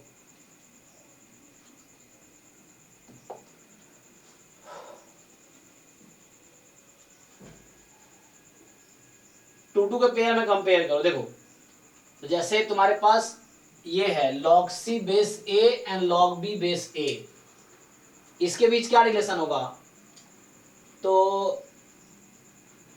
a तुम्हारा 30 पर कोई दिक्कत नहीं है, log x है ना, 1/x पॉजिटिव, ठीक है। तो c और b में लार्जर कौन सा है? bc में देखो कौन सा लार्जर है, यहाँ पे तुम्हारा c 100 है और b 50 है। तो मतलब मैं अलग से लिखूं तो ये जो log c वाला है बेस a और log b बेस a, इन दोनों में देखो क्या लार्जर है, b स्मॉलर है ना c से, तो ये ऐसा होगा। अब चेक कर लो कि log c बेस a वाला, तो यहाँ जैसे log c base a and log b base a, तो c ज़्यादा है, सही है। यहाँ पे log c बेस a इसमें दिखाई नहीं है ना, तो उससे आ जाएगा ना log c base a and log b base a, ये बोल रहा है। देखो तो यहाँ से ध्यान दो, हमने अभी ये डिसाइड किया ना कि c बेस a ज़्यादा होगा, तो ये c तो आउट हो जाएगा ऑप्शन से। और ठीक है ना, तो यहाँ ओके है। हम बस कंपेयर कर रहे थे कि log c बेस a जैसे log b base a। Okay, अब बेस b वाले को देखो जरा। अब यहाँ देखो जैसे ये है तुम्हारे पास, तो ये ओके है ना, ये log b और इन दोनों में कंपेयर करो, यहाँ a a इक्वल है, तो इधर है log a बेस b, मतलब log a upon log b, you can write like this, है ना। इस चीज को मैं ऐसा लिख सकता हूँ log a upon log b, और यहाँ है log a upon log c। तो a तो ऊपर इक्वल है। अब डिनोमिनेटर को देख लो, जिसका डिनोमिनेटर ज्यादा वो वैल्यू कम आएगी। तो ac में कौन सा ज्यादा है? c ज्यादा है, तो c वाली वैल्यू कम आएगी, तो ये कम आएगी। तो log a बेस b, अच्छा यहाँ पे क्या लिखा मैंने, बेस, एक मिनट जाओ, ये गलत लिखा मैंने, b है ना, bc में क्या ज्यादा है? c ज्यादा है, c वाला कम आएगा, b वाला, ठीक है। तो ये तो a ही है यहाँ पे, तो ये ऑर्डर ठीक है, मतलब यहाँ इन दोनों का ऑर्डर ठीक है, इन दोनों का ऑर्डर ठीक है। अब इन दोनों में देखना पड़ेगा, तो तुम्हें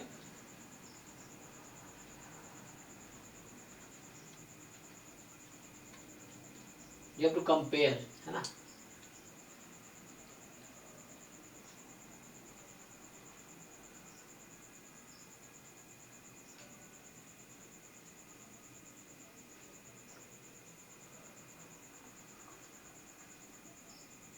सर चौथा ऑप्शन कैंसिल हो जाएगा।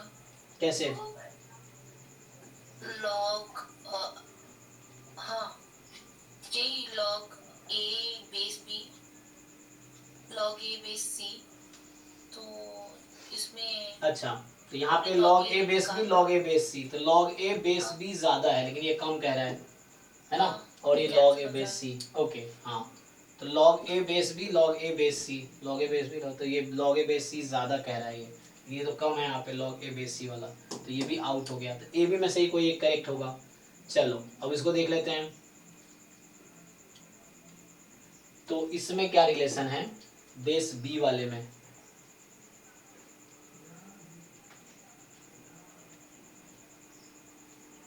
देखो log a base b, log c base b, तो c और a में ज्यादा कौन है? c ज्यादा है a से, हाँ बेस कॉमन है, ठीक है ये। अब यहाँ पे जैसे बेस a वाला है नहीं, तो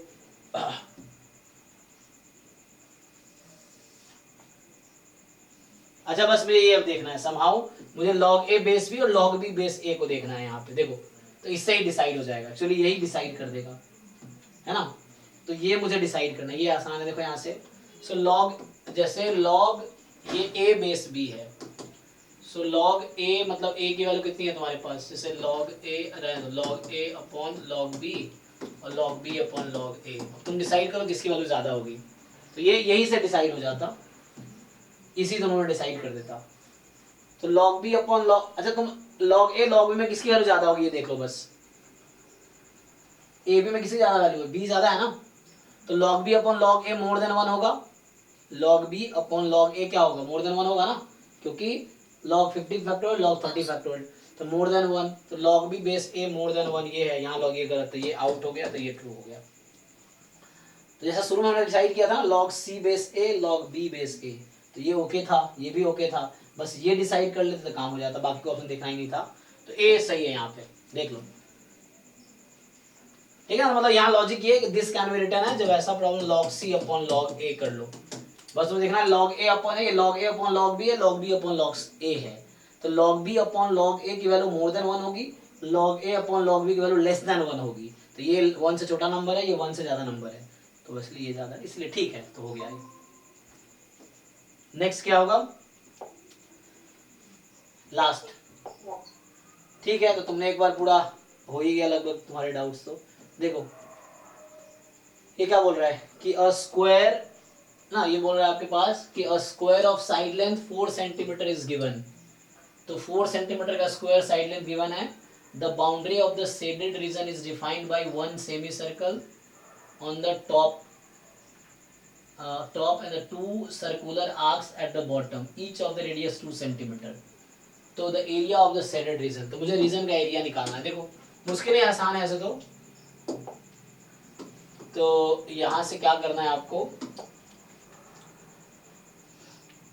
आपको शेडेड रीजन का एरिया चाहिए, ध्यान से देखो।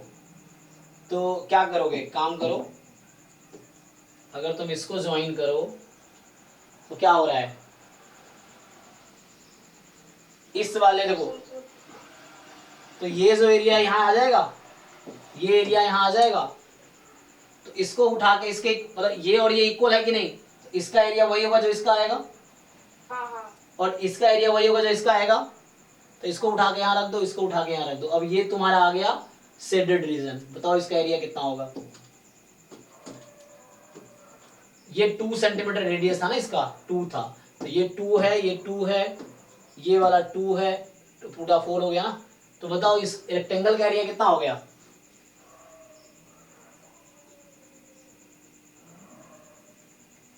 What is area of this rectangle.